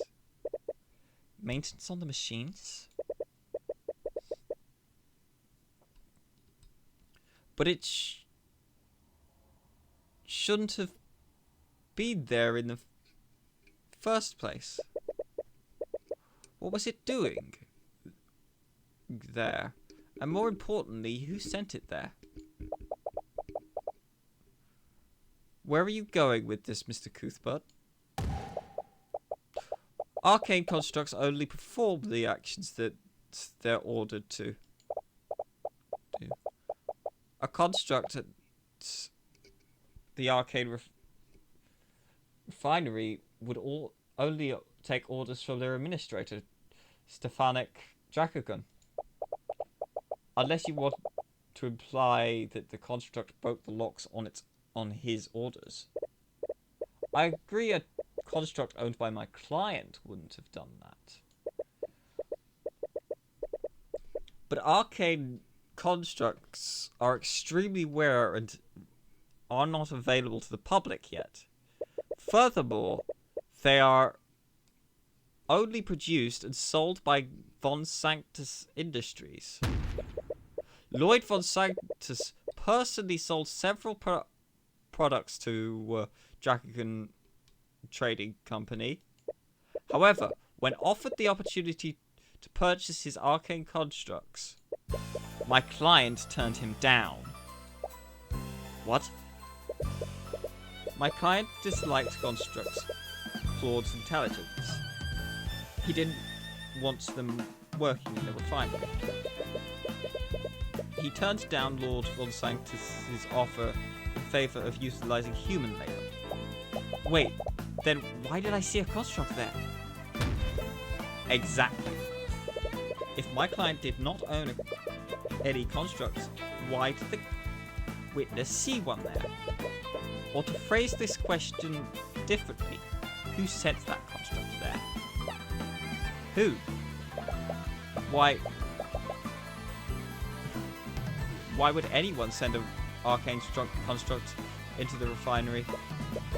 First, let's consider the rarity of arcane constructs.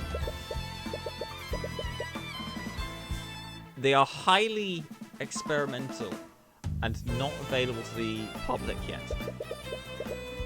With all these elements, only one person in the city of Aranax could have done this.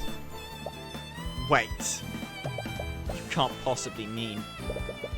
I do miss Steelwind. Few individuals had the access to an arcane construct. And even fewer had the ability to disable locks without alerting the security system. That spells. Bring up all. Only one individual could have done everything that I described. Lloyd Von Sanctus, the noble of Aranax. You can't be serious. Are you accusing Lord Von Sanctus of illegally sending a construct into the arcane refinery? What possible reason would he have to do that? When Rika saw the construct, she said that it was working on the machines. But that construct was sent by Von Sanctus. It didn't actually work for Dracogon. Wait, could that mean... Rika, when you saw the construct in the refinery, was it carrying anything? Yeah, actually. It was carrying a large cylindrical machine. It looked rather pretty heavy. Like, it would normally need to be held by 2 people?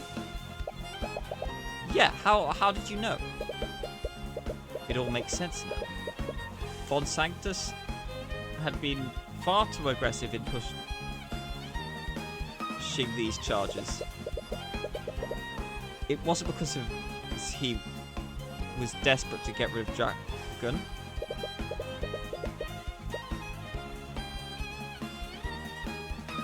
It was because he needed to cover up what actually happened.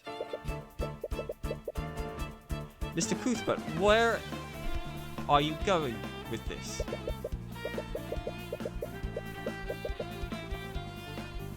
You see, Your Honor, the tool that the witness saw this construct carrying wasn't just any tool. It was a rod of mending, an artificery tool that channels transmutation magic. Transmutation magic. As in magic that could be used to weaken and sabotage parts of the refinery. No, are you seriously accusing... Your Honor, Lloyd von Sanctus sent a construct into the arcane refinery to sabotage it. In other words, Lloyd von Sanctus is responsible for the guardrail breaking.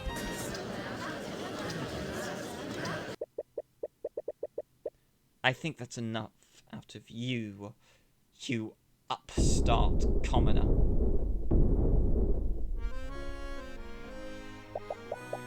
The judge really needs to stop these guys from just barging onto the stand. To be fair, who's going to stop a noble from a pillar family? I've had enough of these blatant accusations. If you want to sling mud, you will do it to me directly. Lord von Sanctus, I would highly advise against doing this. Please, do you think I'm that fool, Pierce?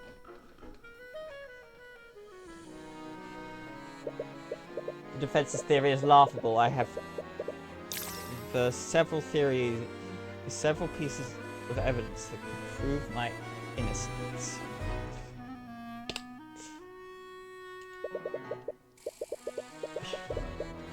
He's a good poker face, but the eye is telling you that he's a little desperate.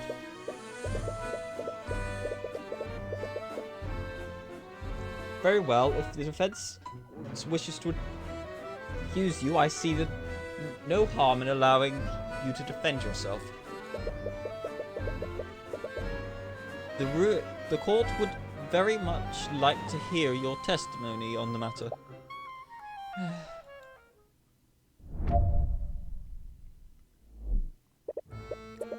It is possible to order a construct to complete a complex list of tasks, but doing so is ill-advised.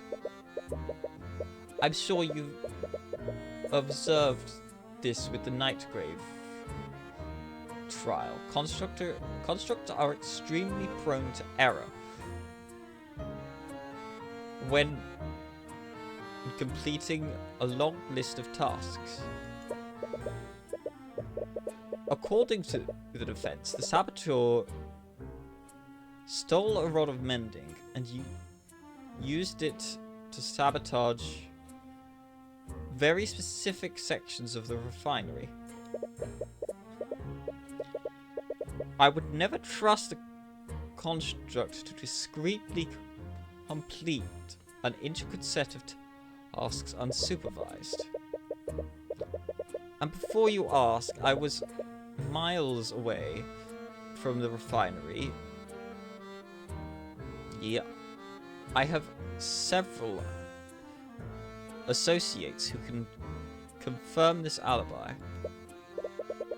Therefore, I had no way of observing this construct from afar, nor did I have any way to communicate with it. That actually makes a lot of sense. The Nightgrave trial revealed the risks of ordering a construct to commit a crime. But nevertheless, Rika saw a construct at the refinery that day. That's indisputable. He definitely gave the construct a complex list of tasks to charge the refinery. And that raises one question. How did he account for the construct's error-prone logic?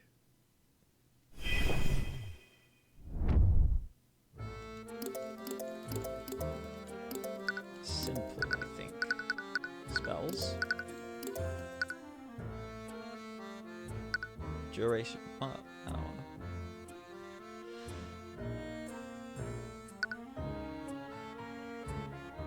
Objection! Von Sanctus, you testified that there was no way for you to observe and communicate with the construct. Am I correct? Yes, I was at the meeting with Steelwood for that entire day. Anyone could testify to that fact. I'm not disputing your so-called alibi, but it's not as airtight as you might think. What are you talking about? I was there at the meeting, Mr. Cuthbert. Lord von Sanctus may have been absent in mind, but he was physically there. Fear. Absent in mind, so his attention wasn't focused on the meeting. Which means that his attention was somewhere else. I suppose you're correct, Miss Dealwind. But I still have one question for you, Lord von Sanctus. Pah. What would that be? Are you able to cast the send message spell? What? Miss Steelwood, your client may have been physically at the meeting, but his attention was somewhere else, wasn't it?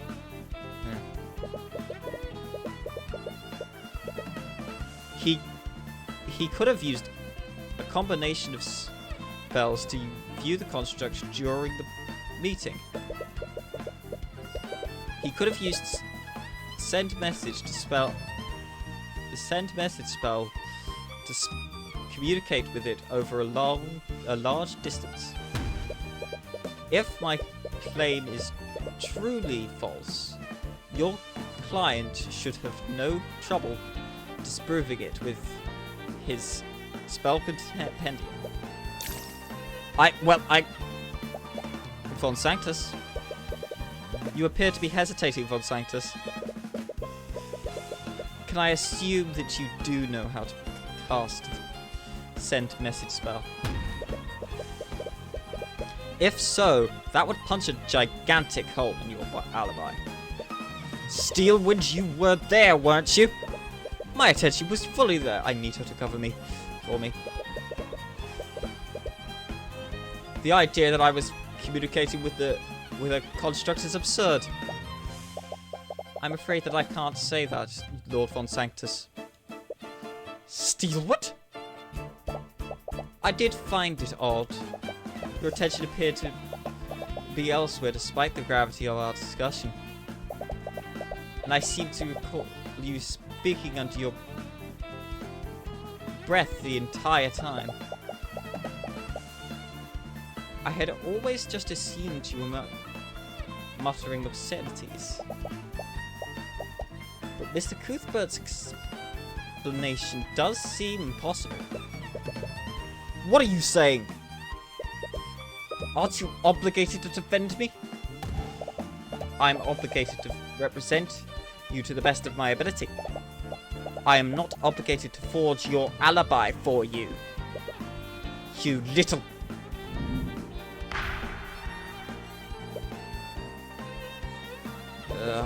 Lord von Sanctus, I'm afraid the court needs an answer. Are you able to cast the send message spell? Fine, I admit it. Okay. I am able to cast send message. But that still doesn't prove anything. His voice betrays a hint of desperation.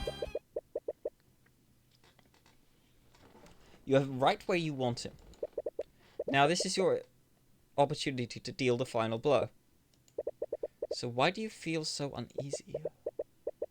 There are still two details that don't sit well with you.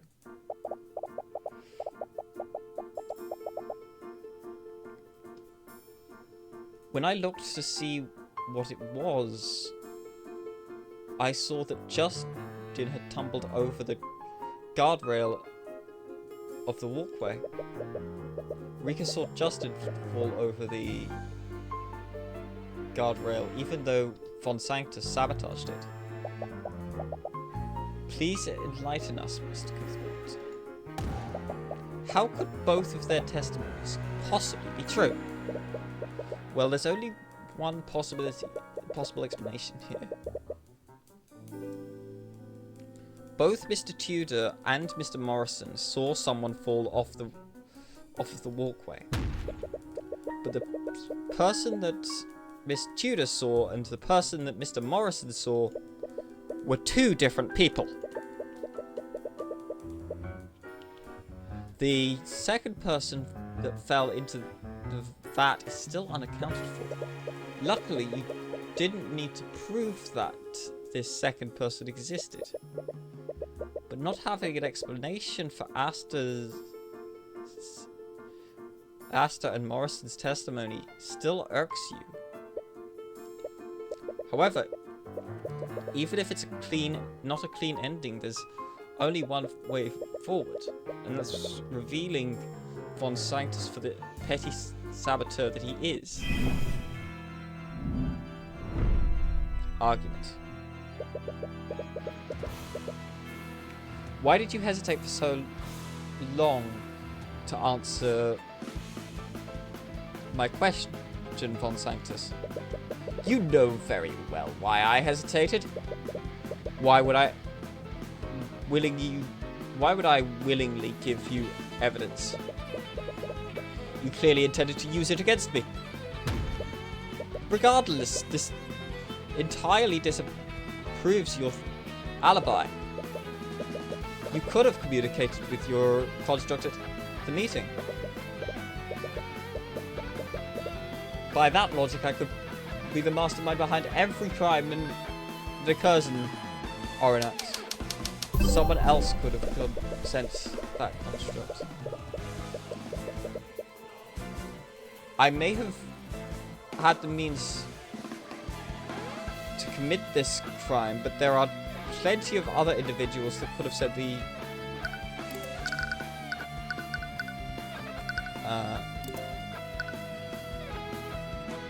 however, few archives anywhere else. There it is.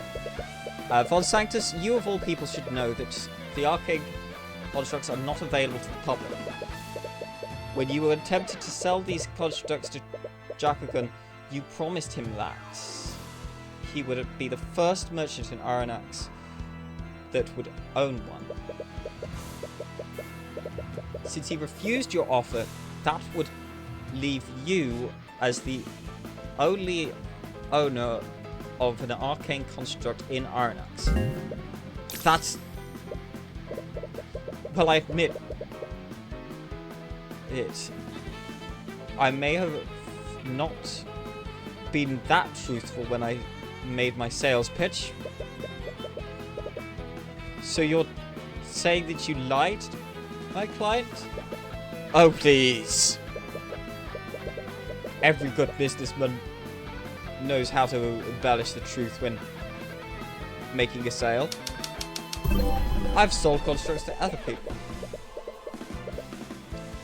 The truth is that I've sold those constructs to plenty of other individuals in Aranax. If only it would be too dangerous to sell to anyone else. It contradicts thoughts. Frankly, Von Sanctus, I find that hard to believe.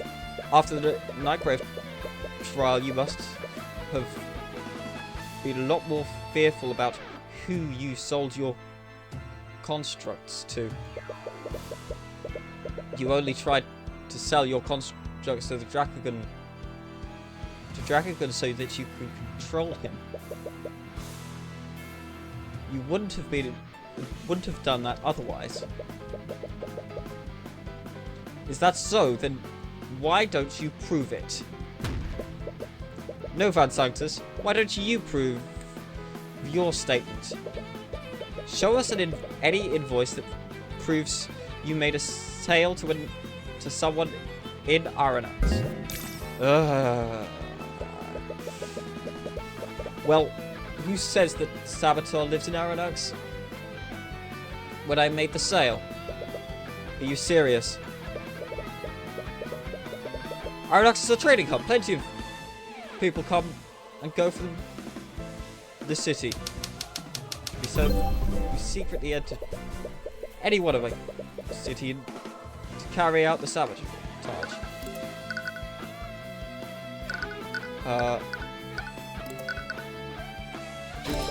Von Sanctus, you might have been right under any other circumstance, but the King's Guard locked down the city on the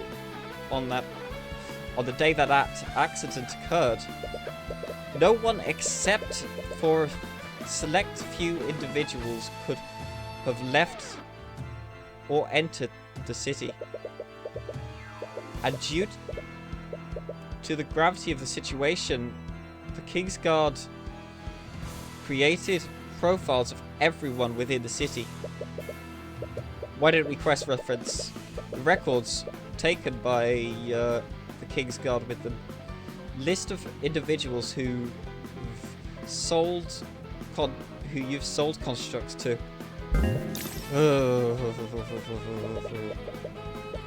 But I suppose from your reaction, that list would come up empty. So why don't you admit to your crimes, Von Sanctus? Or do I have to drag the evidence into court myself? Wait, drag the evidence to court? Of course, how could I forget? Why don't you go ahead and do that, Mr. Cuthbert? Bring your so-called evidence. I don't know where this is coming from, but you could easily detect the traces of divination and transmutation on the constructs your own. Assuming that construct still exists, that is. Wait, that's right! If he used a construct to commit a crime like this, he would have definitely disposed of it by now. Even with the blockade, Aranax is a gigantic city. With his resources, he could have hidden it anywhere in the city. It would be a needle in a... It would be hidden within a town of haystacks. We still have the testimony of Morris Seeker Tudor. I'm sure many other people saw the constructs walking around the refinery. Common folk can hardly be trusted to recognize the complex artificery. Without that, the actual construct, all you have are several unreliable witnesses. Tell me, Lady Steelwood, can I be convicted of such a serious charge with such evidence? No, I suppose not.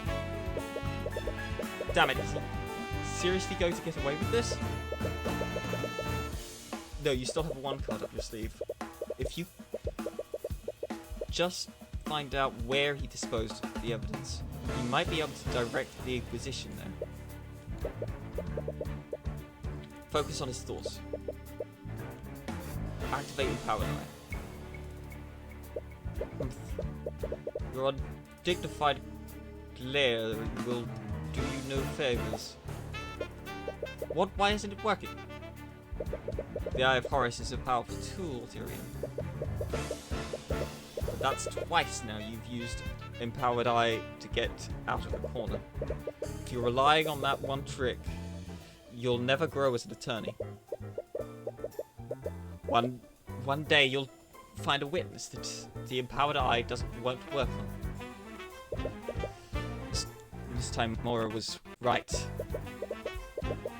You've been relying on the empowered eye too much. From your silence, I assume that you have no way to rebut my claim. I suppose that makes it checkmate, you upstart commoner. I can't believe you've resort to accusing me of manslaughter. What a crass and underhanded tactic. But I suppose I wouldn't expect anything less coming from a charlatan like you. Damn it. What the hell are you doing? What?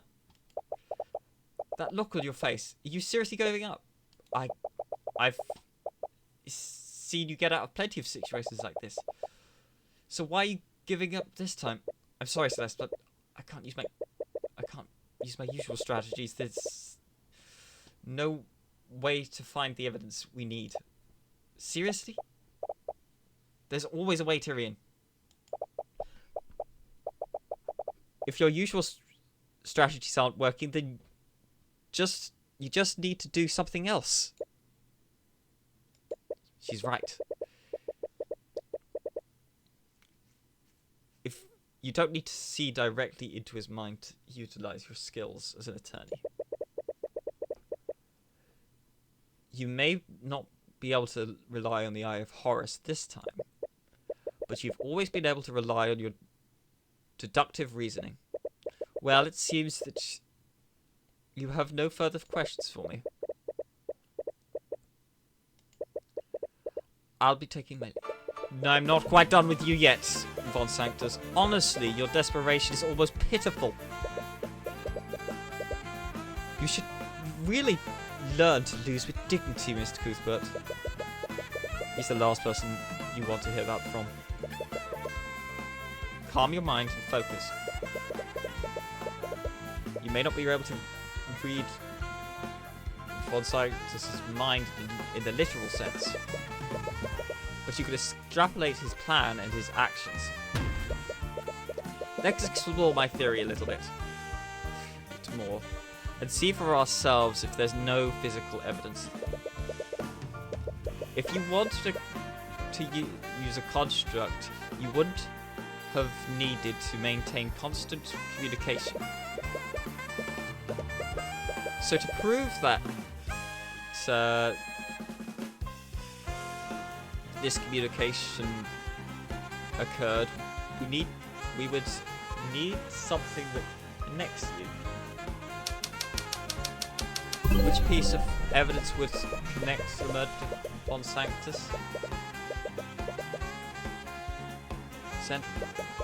What piece of evidence would that leave behind?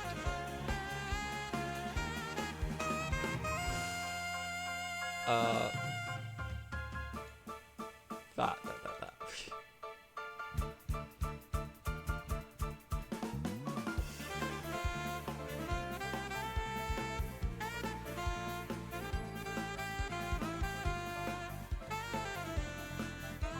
Well, the object that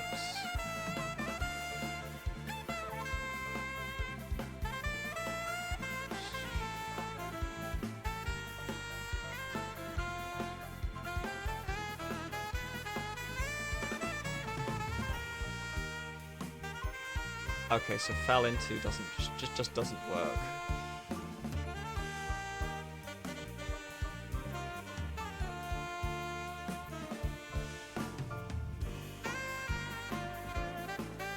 Which piece of evidence would connect the murder to Von Sanctus?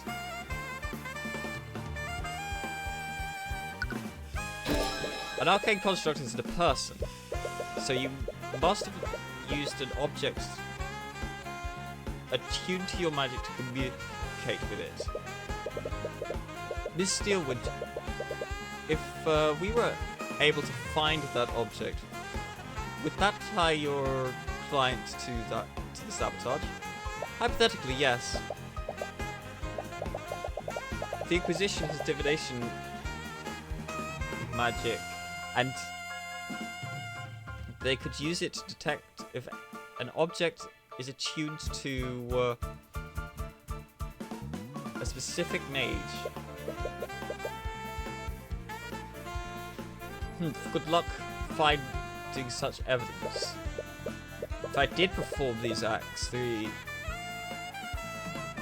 remains could be anywhere in our acts. I'm not so sure about that, Von Santos. Let's look at things from your perspective. Why would you do the things that you did that day? That's why. Knowing that will point us to where you ultimately hid the construct. Your intention was to sabotage the refinery without anyone finding out what you did. So how would you dispose of the construct and the attuned item? How could one Santos easily wait, destroy? The evidence was thrown into the vat of volatile liquid. You used a vat of volatile liquid. You suppose that makes sense. You found remnants of the rod of mending in there too. Wouldn't that mean that the object is fully dissolved? Exactly. There would be no physical evidence to use a vat. That's not necessarily true.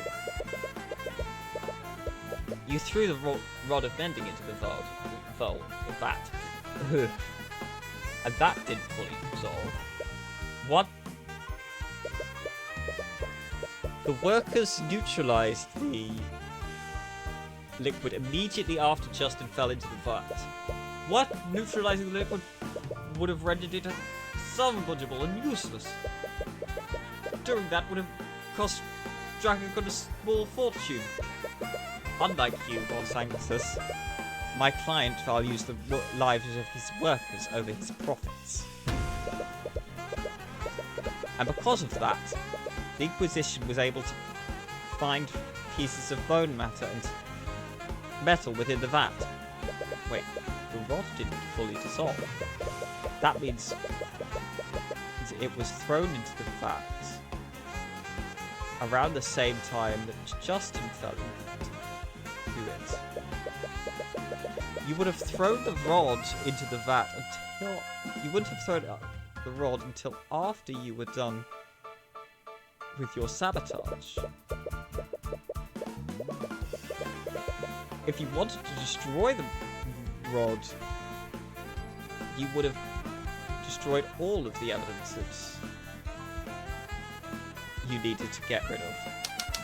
What piece of evidence would Von Sanctus also dispose of? The arcane construct. You would have also destroyed the arcane construct itself. That's ridiculous. Lady Steelwood, why aren't you... I told you before, didn't I? I will dispense you to the best of my ability, but I will not fabricate an alibi for you. You must have ordered the construct to throw itself into the vat to hide any traces of your sabotage. Machine resembling a human threw itself into the vat. This means that anyone looking at the walkway would have seen this. That's it! The arcane construct was the second person that Asta and Morrison saw fall into the vat. That's why we didn't find any organic matter from anyone other than Justin in there. The second body was that Asta and Morrison saw was actually an arcane construct. How are you... Wait, Rika was sure that she saw Justin fall off of the walkway. After she notified Asta, they saw the construct break the guardrail and fall into the vat. Wouldn't that mean the construct disposed of itself after Justin fell off of the walkway? Why would you order it to do that? Because it never happened. Your logic is flawed. He's getting stressed out. Maybe you should... No, you need to do it. No, you don't need it this time. You're so close to figuring this out, you can feel it. So think, if he was observing the construct using magic, he must have seen Justin fall. And for some reason, he reacted by sabotaging the guardrail. Why did Von Sanctus sabotage the guardrail? Unless Von Sanctus... okay, fine, Von Sanctus. Von Sanctus wanted... broken guard... broken guardrail to send us... to send a message.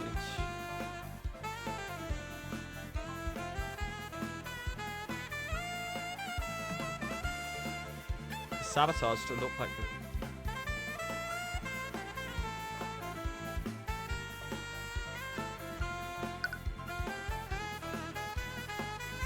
it's like an accident. No, okay. Von Sanctus wanted the broken guardrail to look. Nope. Didn't.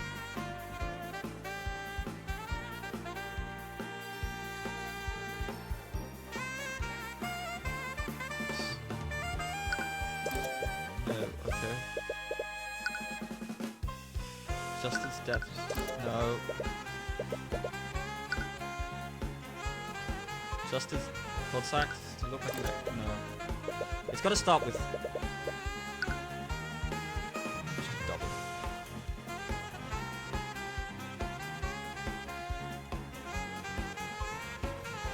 To look like the Inquisition.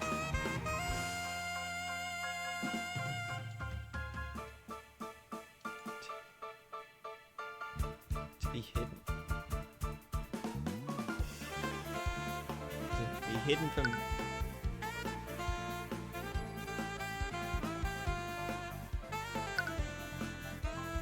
No. Instead of running away, he ordered the construct to... Oh, okay.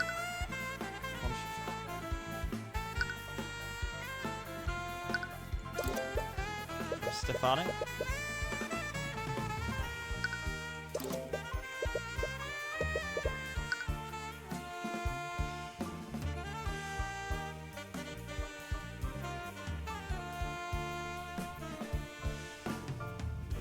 Look like nothing.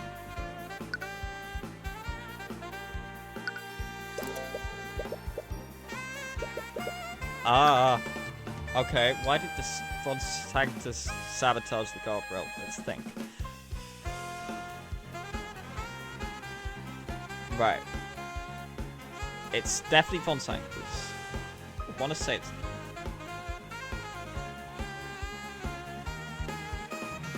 Look like an accident. No.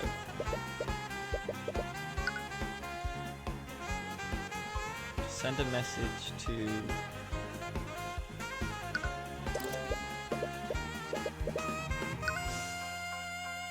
Maybe sabotage Justin's death. No, okay. To be hidden.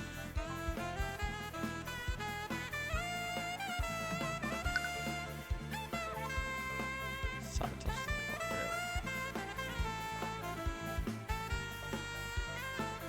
The Inquisition. broken guardrails.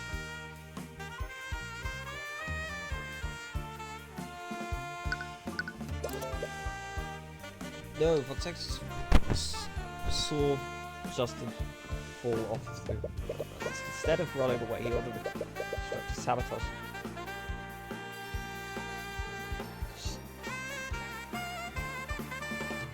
And break the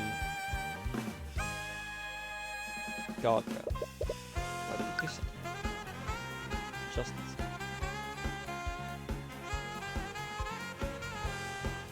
Death to look like an accident. It's because you wanted it to look like an accident, which means it wasn't actually an accident. Oh, now you're accusing me of intentionally murdering the victim? Why would I ever do that? You said it yourself, my goal was sabotage. Committing murder would have brought unnecessary attention to what I've done. But those constructs do have a habit of shoving people that are in their way. What if the construct pushed Justin out of the way, causing him to fall off of the edge of the guardrail? He's figuring everything out. This happened through just a few clues.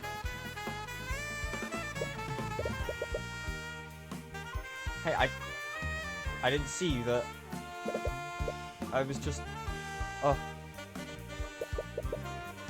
walked past him. Acknowledged. What? Hey, what's it? Quit shoving me.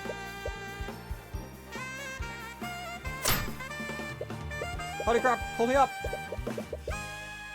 I can't hold for much longer. Ah, you idiot. What are you doing? What?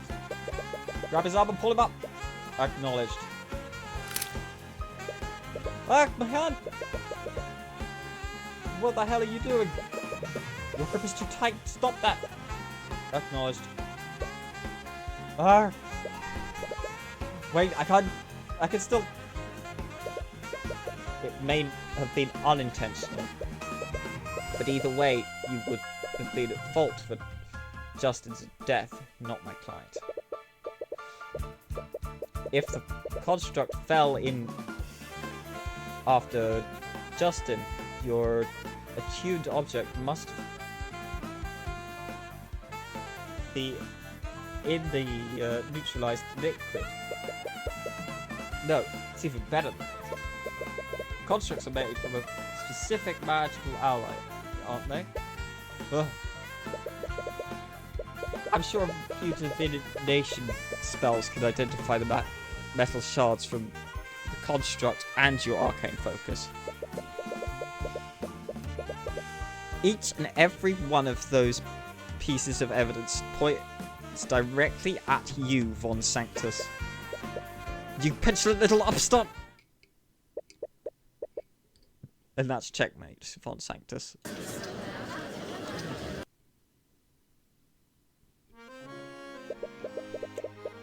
Why don't you save us a little time, Von Sanctus? Admit what you did.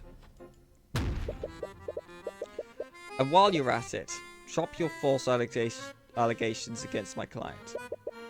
I had nothing to admit, nor do I have anything to apologize for. Of course, you're completely blameless, right? Do you think you've achieved victory here today? No, dissidents like you and Dragongon are absolutely deluded. Each and every breath you take only throws Wyvern further into chaos. You talk about these commoners as if they have even a fraction of the power that you have. Lady Steelwood, you need to see reason. They lack awareness of the power they truly have. What? These people have infected you with His Majesty with their idealistic delusions. I implore both of you to see reality for what it is. No, Von Sanctus. True reality is that people like you become threatened when we challenge your power. You all speak about the rights of the individual. You speak as if each and every one of you wouldn't stab each other in the back the moment that it benefited yourselves. You may hate the mobility. You may curse and scream. You blame us all for all of your little problems. But the truth is, you need us. You need to direct and lead you. You need to us to maintain the fragile order that holds your peaceful lives together. You talk about protecting the common folk from themselves.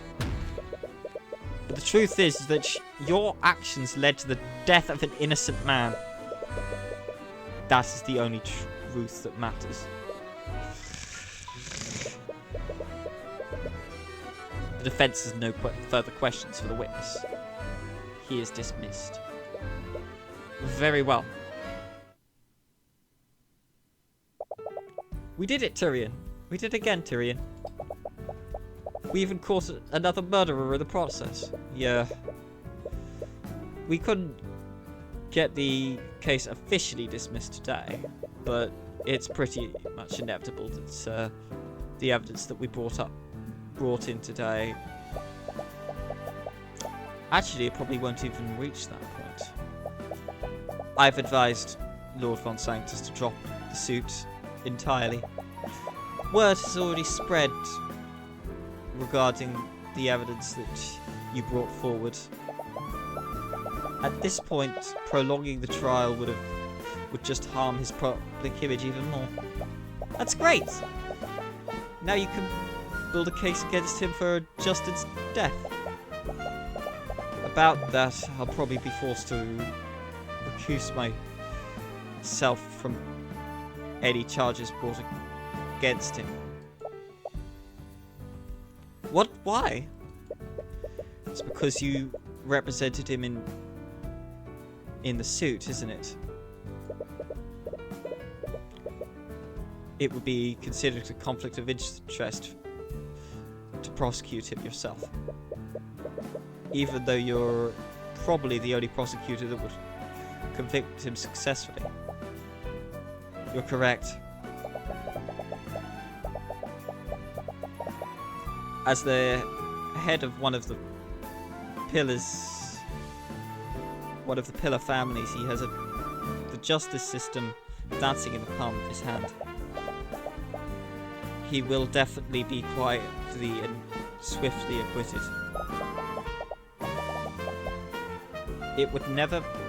I would never have agreed to represent him if I had known about this.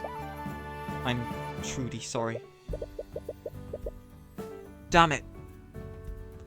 He must have had this planned all along. No, is he seriously going to get away with this? I wouldn't be so sure about that. Drakugan? He may be acquitted in the legal sense, but the court of public opinion is a different thing entirely. What do you mean? You brought forward a myriad of evidence against him, and I'm sure everyone in the gallery saw it too. Von Sanctus's power relies on his public image. You quite handily tore down that facade. He may walk free, but his power and ideals have taken a great blow. But is that seriously all we could do? His actions and recklessness resulted in the death of Justin Way. He was just in the way. Quite literally, he was just in the way. He should be punished within the letter of the law. You're not wrong, Mr. Cuthbert. But sometimes we must take the victories that we can get. She's probably right. But there's still one thing that's nagging at me. Oh? What's that? Why was your safe unlocked if nothing was stolen? If Justin had gotten into your safe, he would have taken your gold with him. It wouldn't still be there. Considering that nothing is missing, I'd rather leave it at that. Really. Justin was a good man. I'd rather not taint anyone's memory. Especially of him, especially Morrisika's. She was pretty upset about your... Right, she was pretty upset about your accusations. Nothing was taken, so no harm was done in that regard. I suppose so. But I can't help but wonder what actually happened. Episode end.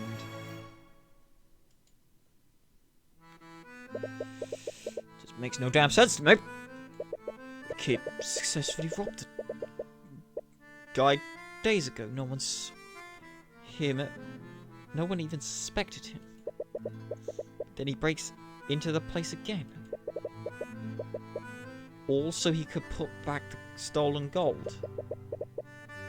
Does that make any sense to you, Eris? Perhaps he felt remorse for his actions, Father. Not everyone can betray the people they love so easily.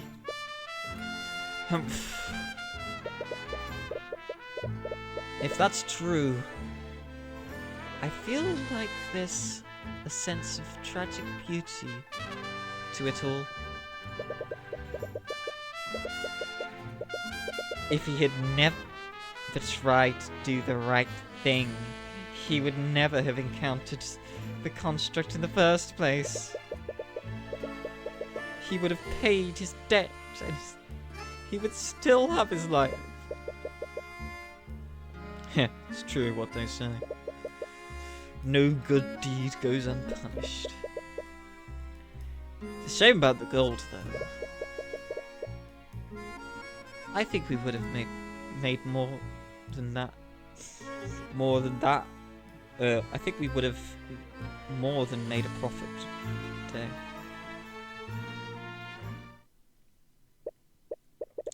I, for one, am happy to have claimed a boatload of tithes today. Tithes? What the hell is a tithe? So that is episode 3 done.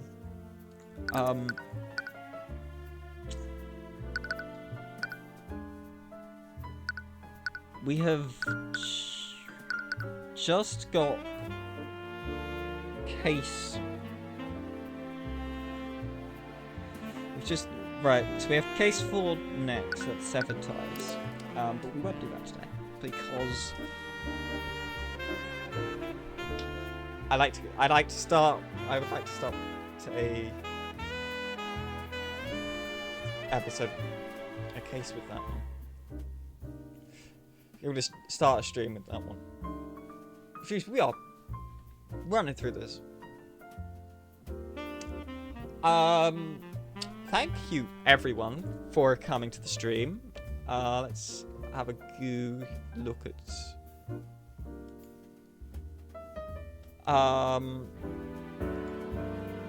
Yeah, I will catch you all on the flip side See you next stream. It is the Tuesday tomorrow, so spoon.